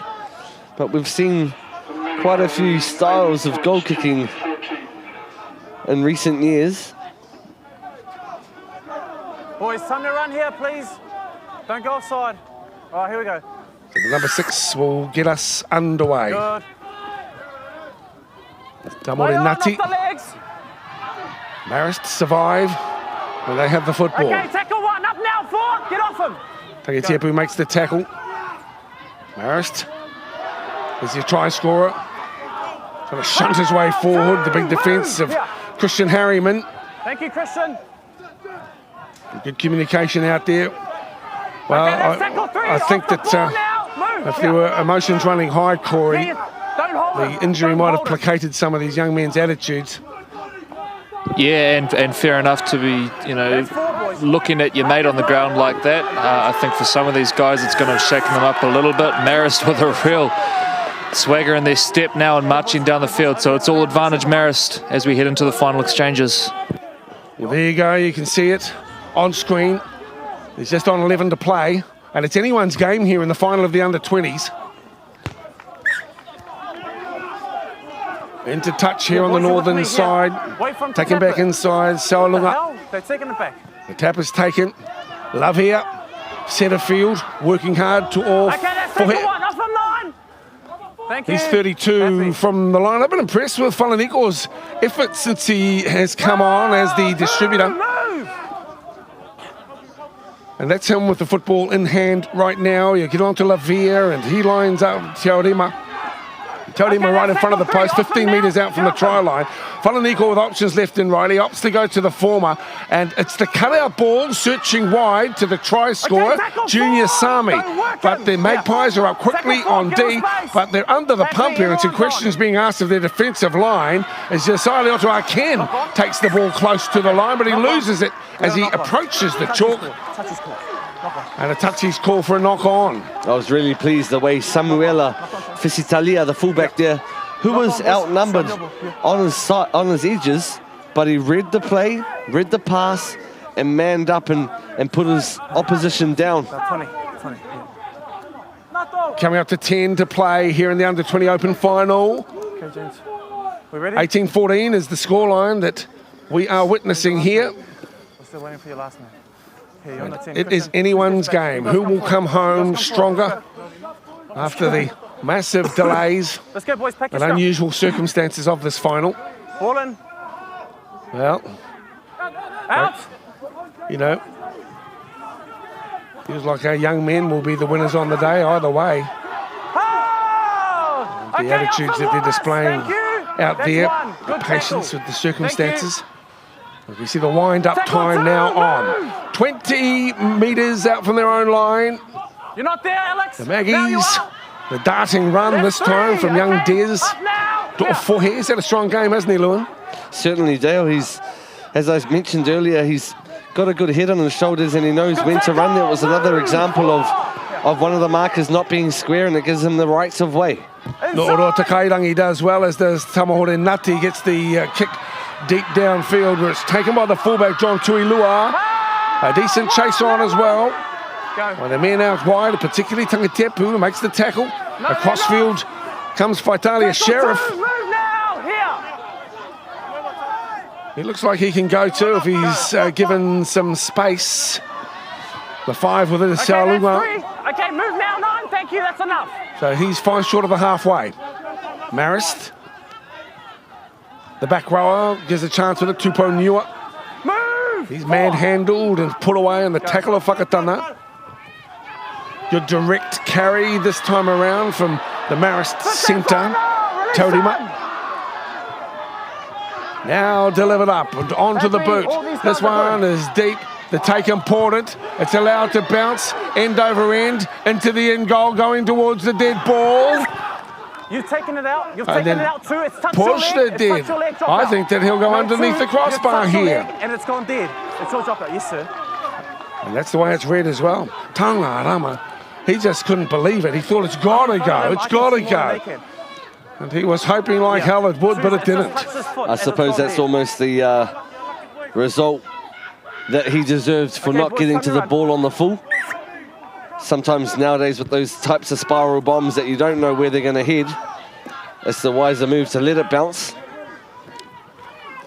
Sawalunga has the football for Marist. 25 from the try line. 4 points in this final. Quick play the ball out to Vuni.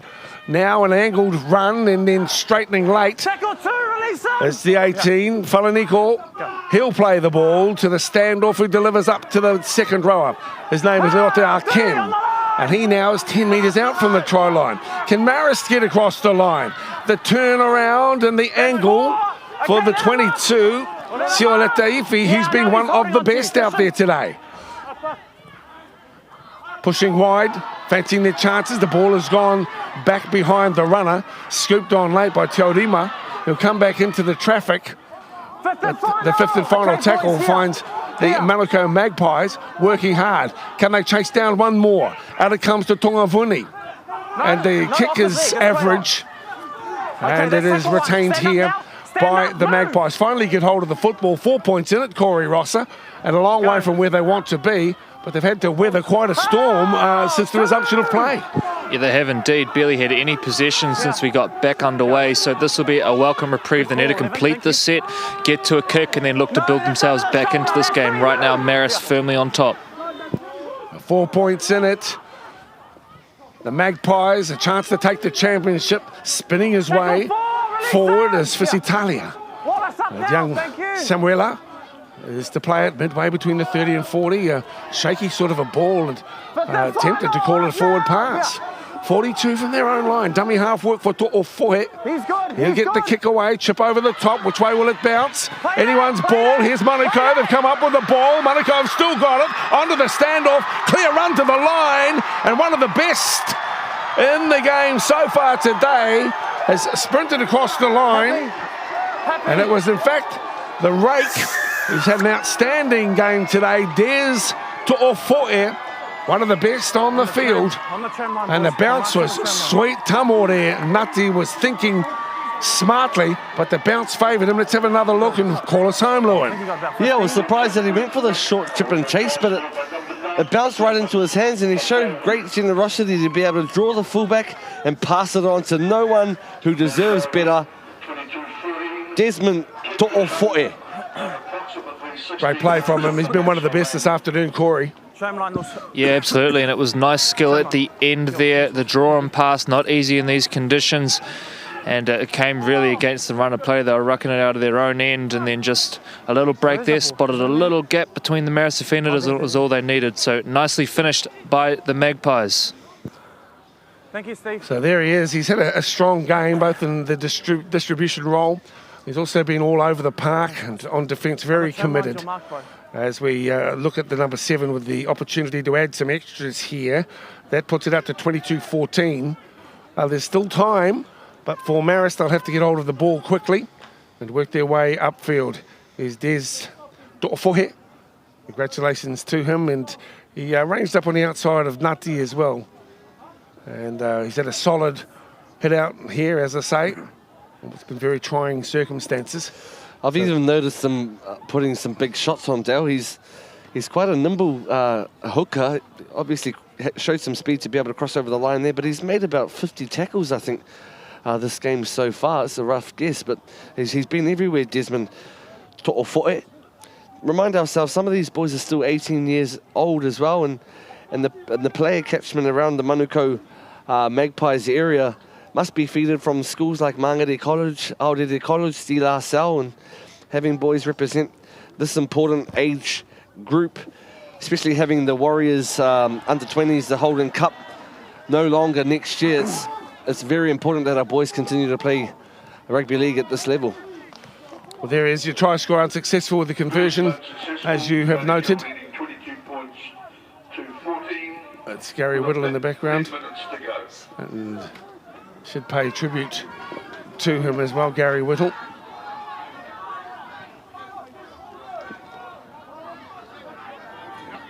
Boys, time to run. Alex, time to run.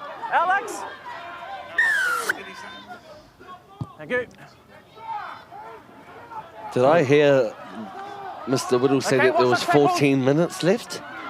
I thought when the injury kicked on there was 15 to go. Well, No, he's just grabbing his mouth guard. Relax. Thank you. perhaps there's been some confusion with lights, confusion with Zambucks.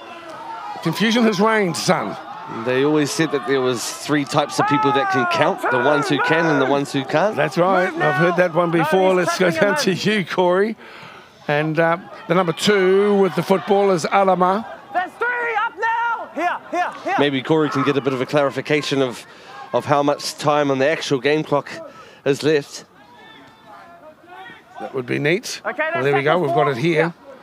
Well, as you can see, coming up to 13 minutes to play. A ton of time, as it turns out. Okay, move now. I really think we should play some extra time today, Corey. done.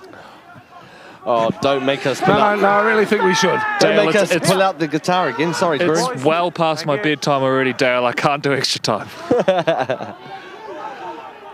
It's been amazing. And that guy hit his head. Did he lose the football as he hit the deck? Go. He got up a bit dusty, and I wouldn't blame him for that. It's Donny Saualanga. That's tackle 4. Move. Here. 13 to play, 22-14. Monaco leading in the under-20 final. Who will do something about it? Maidek.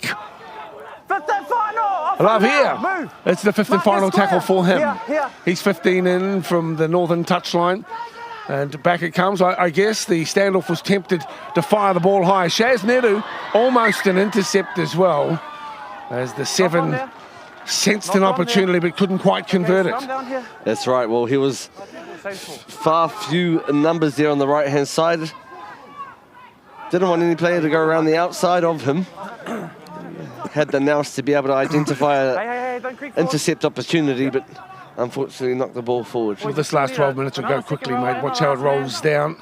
The referee wants the scrum to be set at some pace, please. The 3 comes in late. Okay, heads in. Everyone And heads in. everyone's Heads in, the No, fullback Put even your in heads there. Let's go. Tuilua. Ball in now. So we're ready to go. Maris with the scrum feed, 20 metres out from the try line. Here's the damaging runner, Big Sema. Another hard carry with plenty of purpose and attitude. Swagger, as Corey has identified it, and Maris have got plenty of it, even though they're down on the scoreboard. Here's a great chance for them. That ball has gone loose. Scooping on it too, Saualunga. Brothers, of course, Donny at 7 and Damien at 5. That's the ladder up to play the football. Cut out a scooper over the top. A flick back on the inside. Smart footy. The Magpies from Boyle Park are all over the Saints at the moment too, working hard to try and stay in control of this final. 5th and final.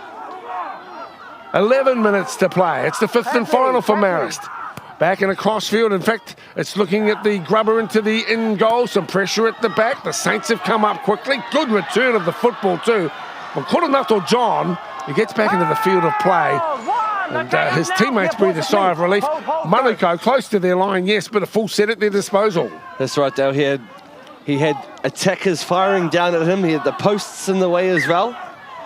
Thank you. And another knock on Lewin, so some problems here. Maris want the ball and they want it quick, smart. Coming up to the last 10 minutes. Maris get the scrum feed 10 metres out. You've got to fancy their chances from here and with so much possession, Corey. That's right, and look, they look really confident on the ball right now. They're prepared to throw it around, which is brave. You know, I'd be tucking it under the wing and going one out, but they're playing a bit of footy. Let's see what they got on the set. peeling away from the scrum base is the 4 Taurima. Okay, so within the 10 and a full set at their disposal. Big Sema comes at it again. He has been a real thorn in the side. He's been problematic for the Magpies' defence ever since he came onto the field. Shuffled out to the left-hand side, held up here, and the halfback has a dart for the line. Siolunga. Young Donny is repelled as well. Tackle number 3. Work to do for the Magpies as Shares Nedu tries to step inside the defenders. Dished up, Semu away from 1, make that 2. Over the top of the pass to Falaniko. He's been very good. Falaniko runs into the brick wall that this time around is Sam Nutty. Marist into the end goal. Too big. The dive was good. Looked impressive. The Magpies will take it from the 20. Counting it down towards 9 minutes. Look at this run. Look, he finds a hole. Terrific return, but has he been dislodged? Has the ball been dislodged? The fullback's in some trouble. Tuilua. The Magpies have the football. Their fullback is Fusitalia. He has the ball. Manhandled in a big way by Leota Arken. Unlucky, cuz it was all good until you landed a shoulder to his head, okay? It's unlucky he's getting up, but you still made contact on his head. Concern over the far side as well. There's a player down. Come off. Boys, here. Are you all right, 2-1? Another stoppage here, I think. Possibly a pop shoulder there for the fullback of the Marist Saints. Looking to come to his feet. Let's give a big plug to the Manukau goal line defence. They had a whole set on their line, and the Marist Saints couldn't crack the defence, even with big Sema Siuletaifi running it and bars on me, and not once but twice in the set. And then the great tap restart by one of the wingers there to bring them out of their danger zone. 22-14. Hats off to the defensive qualities on show here today by the Magpies. It's been a tough gig for them here at Mount Smart 2. The big number 8 makes his way on to the man who caused so many problems early on, Tui Halangengi. And Manukau looking with one eye on the clock.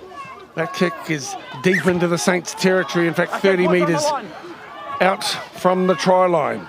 8 minutes to play. 22-14 the scoreline. Dorfoy dishes up for Big George. He's to ground now, 20 metres from the try line. Tohialangingi. 17 is Richard Jefferson. As you can see, right in front of him is the 10-metre line, and here is another big chance for the Magpies. They've had precious little pill down this end of the football field. Now John. Okay, roll away. Yeah, that's 3. And he is slow to his feet this time around. They'll shuffle it to the right-hand side this time, and Harriman pushes the ball on the far side of the field. On to Whakatana. No. And great D, pushing up on him is Junior Sami. Here, boys, here. He scored that try. What you got? In the 65th minute. Lost football. So mistakes are being made. Boys. Here we are. Mark's here. Christian, let's go. Here. And that's understandable. Scrum down 10 metres out from the Marist line. Here, let's go. Take the scrum, boys. Oh, I probably got about 8. Let's go. Take the scrum. Boys, let's go. Hold on. Put your heads in. Let's go. Heads in. Okay, ball in. So Marist packing it down with the scrum feed. Deep in their own territory. Work to do. Down by 8. And they return the tackle. Times, there's 2 involved to start. Times, he's got to have a fair opportunity to make way down the track. Tamore Nati penalised, and now Marist kicking to the northern touchline. There was 2 in the tackle first. They have a full set. Here, boys. Just short of the 40 metres. They're into the ground, back that 30. No. Lavia angles across, wrapped up by Jefferson upstairs. Downstairs to Ofohe, continues to impress with his attitude on D. This time it's Leota Ken. Stand up. Here. Short of the halfway. Marist to their feet. Falaniko shuffles it across for Lavia. He turns it back to Ken. Good tackle. Okay, off him, Christian. That's 3. Christian working hard. Christian Harriman is who the referee is referring to. No, I'm happy. The ball is pushed wide. There was some concern from the Marist supporters, but it was a late tackle. The referee had a decent look at it and said, I'm happy with it. And there is a penalty, but it could easily Get back. not have been. The 7 gets up with a bewildered look. Get back. No. Almost a professional foul there. Dale was lucky to stay on the field. The junior Sami kicks towards touch. Just play the game. Here, boys, here. There's a bit of life in the old Marist Hold, Saints go. efforts here yet. There's the fullback. Well, really just bobbled as he got up to play the ball. You'd have to think, hey, Lewin, 20 metres out from the try line now with Marist. Falaniko peels away onto Big Semu. Now to Arken. Big D as well as throwing out for 4. Makes the tackle. 5 minutes to play in the final of the 20s. Here come the Manukau Magpies. What a victory it will be for them. They'll be playing for their mate who's been taken from the field with a suspected broken leg. As we see the standoff, Tungi Vuni shuffle it over to Arken. I like the involvement that he has, both in attack and defence. And this is a decent run towards the line. This time it's Taurima. Numbers down the left-hand side. And the Magpies might be slightly short if they work it. This time it's a darting run from dummy half. And perhaps a white line fever on the 5th and final tackle. Keep an eye out for Big Sema. He is the danger man as he got across the line. A double movement is the call. That's 6. And there is 6. Didn't get the ball down. Turnover of possession. Your mark's here. Hey. Your mark's back here. Mark's back here. Well, some of the Magpies are smiling as if they've won the game, Lewin, and I think that's a bit premature. There's 4 minutes to play. They need to just steady themselves here. Nothing silly. As Marist know that they need to dislodge the ball and create an opportunity for themselves. Yes, I can see it. Yeah, we see Solomon Clutter get caught in that sort of predicament sometimes for the Warriors, going into dummy half in the 5th tackle, thinking he can burrow his way over the line. I think Sema had a bit of that fever as well. Time off, go back and play the ball. The referee asking him to back up slightly. That's 2. Corey, we must take our hat off here to Manukau. They've maintained some focus and things are getting pretty torrid out there at the moment. But if they hold their composure, they'll come away with the win. Yeah, and a real test of mental strength at this point, Dale. Let's think these guys probably got up at 8 o'clock, 9 o'clock this morning. It's 12 hours of kind of nervous energy that's been stewing. They're all going to be pretty tired, so Manukau's line defence definitely hats off to them. That kick towards touch on the far side of the field. It's taken in by Sheriff, and a decent chase by the boys in black and white. They can smell victory. It's just around the bend for them if they keep their heads. Up by 22 to 14. 2.5 minutes to play in the under-20 final. And a bit more enthusiasm and kaha into their defensive work. 15, go. Go. 15, go. The number 15 has been sent from the field. Tanoa Daniels. Here, boys. He's hardly been on. I don't know what went on down there, Corey. Did you catch it? Haven't caught exactly what's going on here, Dale. A bit of confusion on the sideline, but Maris straight away talking through a set play to try and take advantage of that. So got the numerical advantage for the remainder of this game. I could only think that he's giving lip to the ref. No, what the ref called was 15 put on a shoulder charge. And I think he's just had enough of sort of lack of listening and discipline. Ball started loose. Manukau now starting to fancy their chances. 2 to play. Scrum packing down. Come down, boys. Move away. The crowd on their feet too, the Manukau supporters. Again, I must pay tribute to, it's been the most trying of circumstances for the crowd who have gathered here today. For the players and, of course, you at home. We thank you for maintaining your interest. Many lesser people would not have, I say. So kia ora to you. With a bit of a dummy. 22, you're going to. See you later. 22 is getting 10 minutes as well. Come down. And he'll finish his grand final on the side. And that's a shame too, because I've been very impressed with his play today. Sema Sioleta Ifi has been one of the powerhouses of the Marist performance. There you go. The clock is counting down, and Monaco should get away with the title. 22-14. Of course, our thoughts go with the young man On the 40, sorry, on the who 40. is Nothing silly to obviously finish it, eh? injured and quite Nothing severely. silly to finish it. We're anticipating a broken leg. Monaco with the ball. Let's hope nothing silly occurs in the last and final exchanges. We can't be too far away from a full-time hooter. I remind you that we're under starters' orders here now, and with the official timekeeper is Christian Harriman. He's played strongly too. Well, Monaco, there is the hooter in the background. It's kicked into the crowd.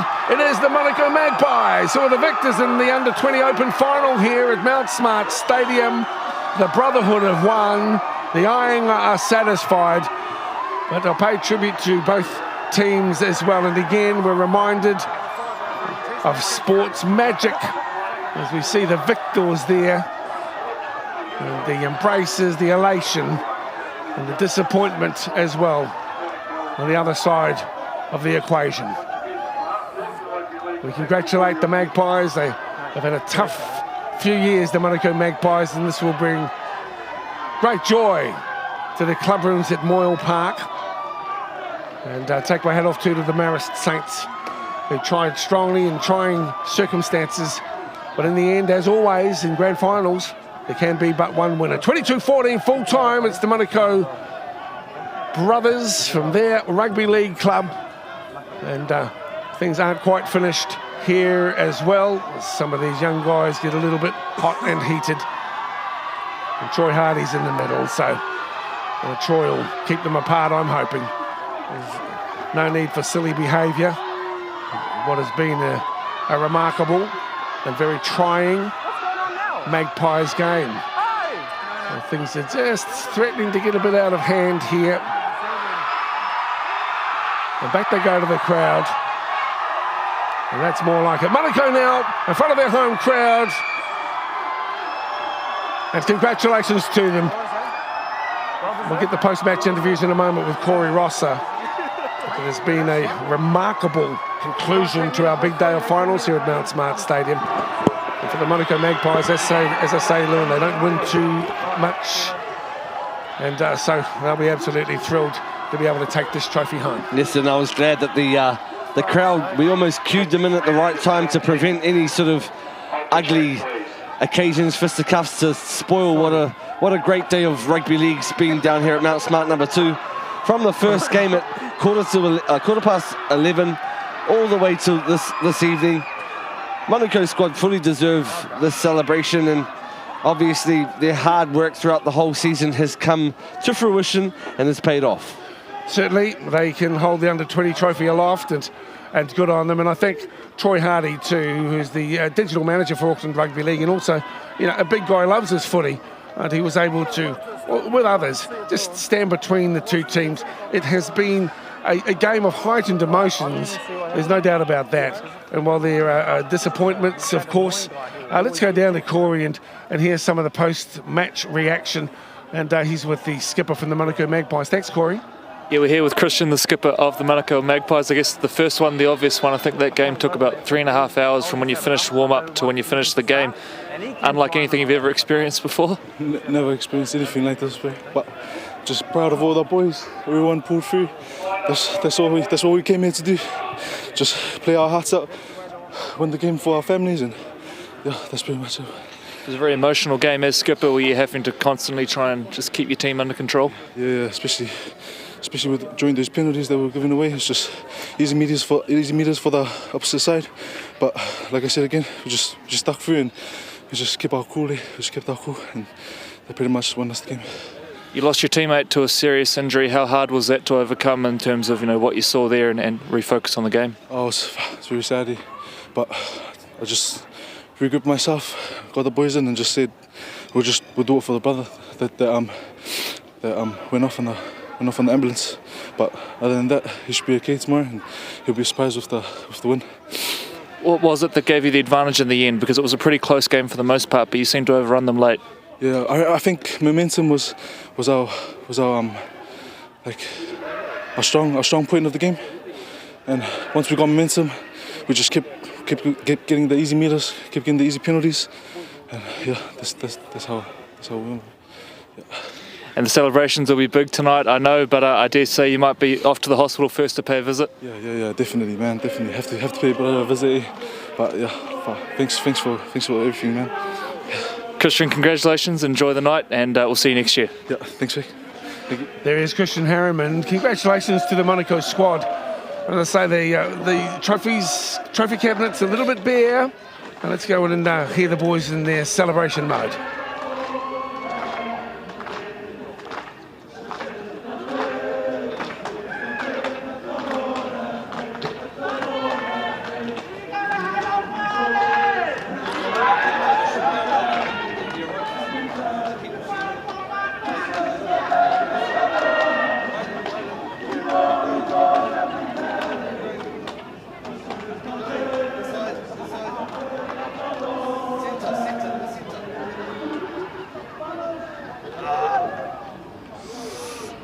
Well, there we are. There are the Under-20 Open champions for 2017. The Monaco Magpies will, of course, as I noticed, as we always do, to counteract that elation, we have to go to the disappointment of a team that tried really hard. The Marist Saints gave their all. In the end, they couldn't get across the line. 22-14 winners, Monaco. Let's hear from the representative from the Marist Saints. You're now joined by the captain of the Marist Saints, Wallace. Mate, you must be very proud of your team. You kept coming back at them, but in the end, Monaco just a little bit too strong tonight. Firstly, I just want to thank God for the talent that we have today and for the brothers that we have today. I'd like to thank him for acknowledge him for guiding us throughout our season. And to be honest, I'm proud of my boys. We gave our all, and How much of a distraction was it? Obviously, the lights went out during your warm-up. The game was delayed by about an hour, and then you had that big stoppage for the injury. How much of a distraction was all of that? it was actually a big distraction. We were all pumped up, all hyped up, till we heard the news. But it is what it is. What was the turning point today? Because you sort of took it to them early in the second half and probably parts of the first half as well. So what was the turning point? I think when on our first 10, 20 minutes, our boys we didn't do our game. We weren't following our game structures till we hit the half time. We had our words of encouragement from our coaches, and we knew we had to dig deep because we knew Manukau, they're a big side, tough side. And we knew they were what they were gonna bring to the table, but unfortunately we couldn't get away with the win. And commiserations on the defeat, but enjoy the off season. Thank you. I just want to say thank you to our family back home for your love and support. Sorry we couldn't do it, but Saints up all day. Saints up all day, and that's the attitude that we absolutely admire in rugby league and in sport. You know, sport meshes the fabric of communities together, and these young men are really part of that meshing of community. And big ups to young Wallace Taurima, who acknowledges that dimension. It's not all about winning and losing, it's about coming together as young men and celebrating effort and hoping to get across the line. But there can be only one winner, and it was the Monaco Rugby League club's turn tonight. This is the Under-20s Open final. I'm pleased to have been part of a team that's broadcast in the most amazing circumstances tonight's grand final. As always, wishing you well and appreciating your support for the code and what's been a massive day of finals and semi-finals football here at Mount Smart Stadium. It's been a pleasure to broadcast to you on the ARL live stream platform. From me, Lewin, from Rusty Matua and our colleague Corey Ross, the sideline, and all the camera staff, the people who technically brought the images to you today, we wish you farewell as we take in the last of the presentations here at Mount Smart Stadium. But from me and Lewin in the commentary position right now, it's Heiko Neidar. We'll catch you next week for more finals action.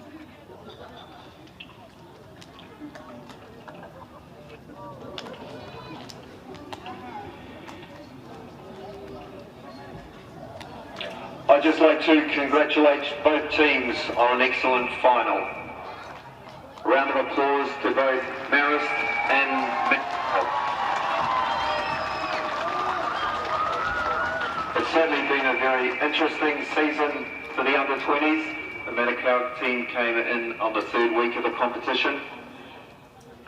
The teams in and out has certainly had a big influence on the competition, but both teams deserve to be here today.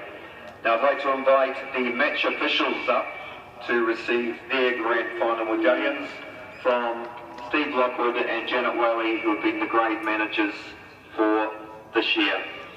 And boys, I'd like you to put your hands together for Steve and Janet. Not too many games they've missed.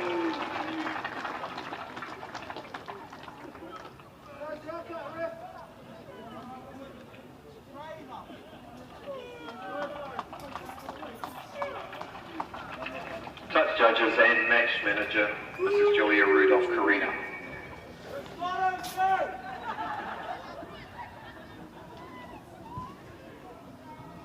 Now I'd like to invite the captain of Marist up to say a few words.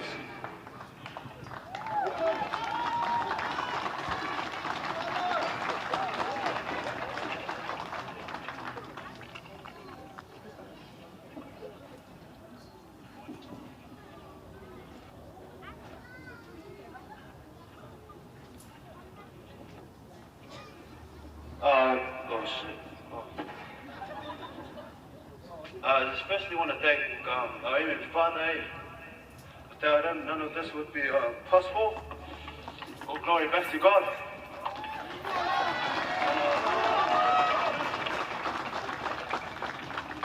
Yeah, just like to congratulate Black Boys. And yeah, it was one tough game.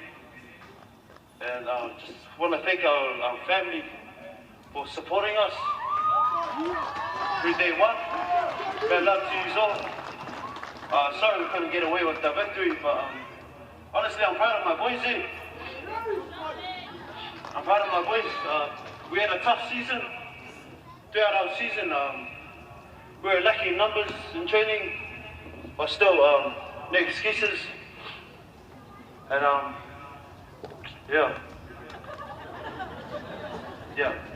Oh, shout out to I just want to give a special thanks to support sponsors. C3, D3, and Context Construction. And yeah, thanks. Brothers, free chance for support.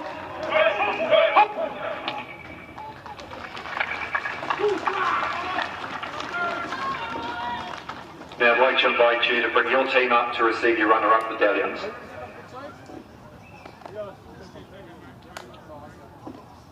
Harris boys.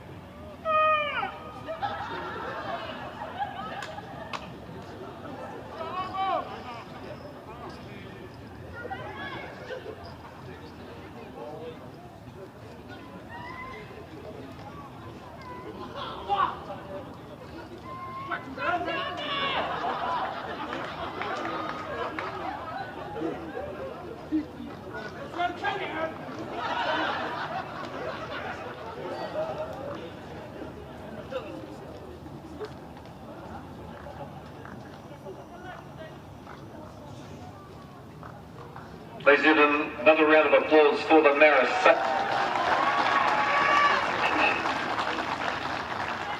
Now I'd like to invite the captain of the winning men, Manukau side, to say a few words.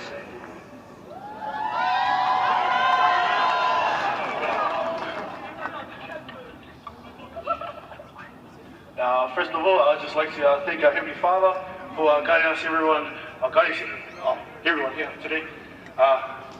I'd like you on the lights tonight. This is the first finals I had that took almost 3 hours, but yeah, we got through it. But other than that, boys, I'd just like to thank Maris for coming out here, giving us a tough run out there, boys. But we're going to push through that 20, 40, 50, 60, 80 minutes out there. But boys, I give it up to you there, boys. But congrats for making it all the way to the finals. But yeah, and also to the Red Sea. If it wasn't for them today, I think Water Boys would have had to ref our game. But yeah, at least I'd just like to thank our sponsors, Elo's Enterprise and Kiwi Coach, and also Nike as well. But too much.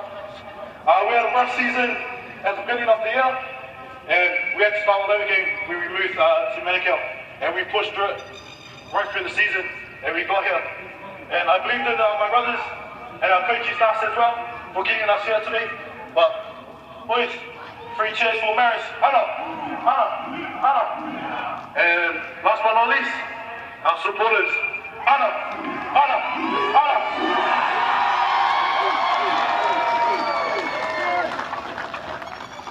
And just before we invite the team up to receive their winning Grand Final medallions and trophy, I'd just like to thank all the Auckland Rugby League volunteers.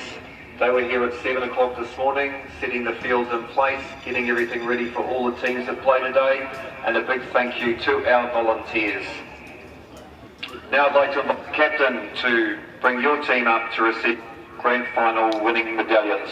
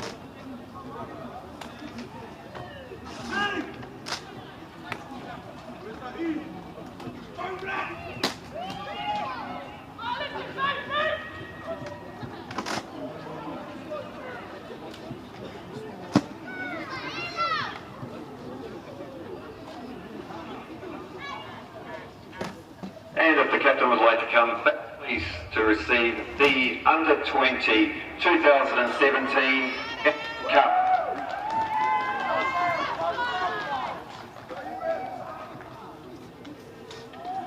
Again, ladies and gentlemen, congratulate both teams. Thank you. And please have a safe trip home.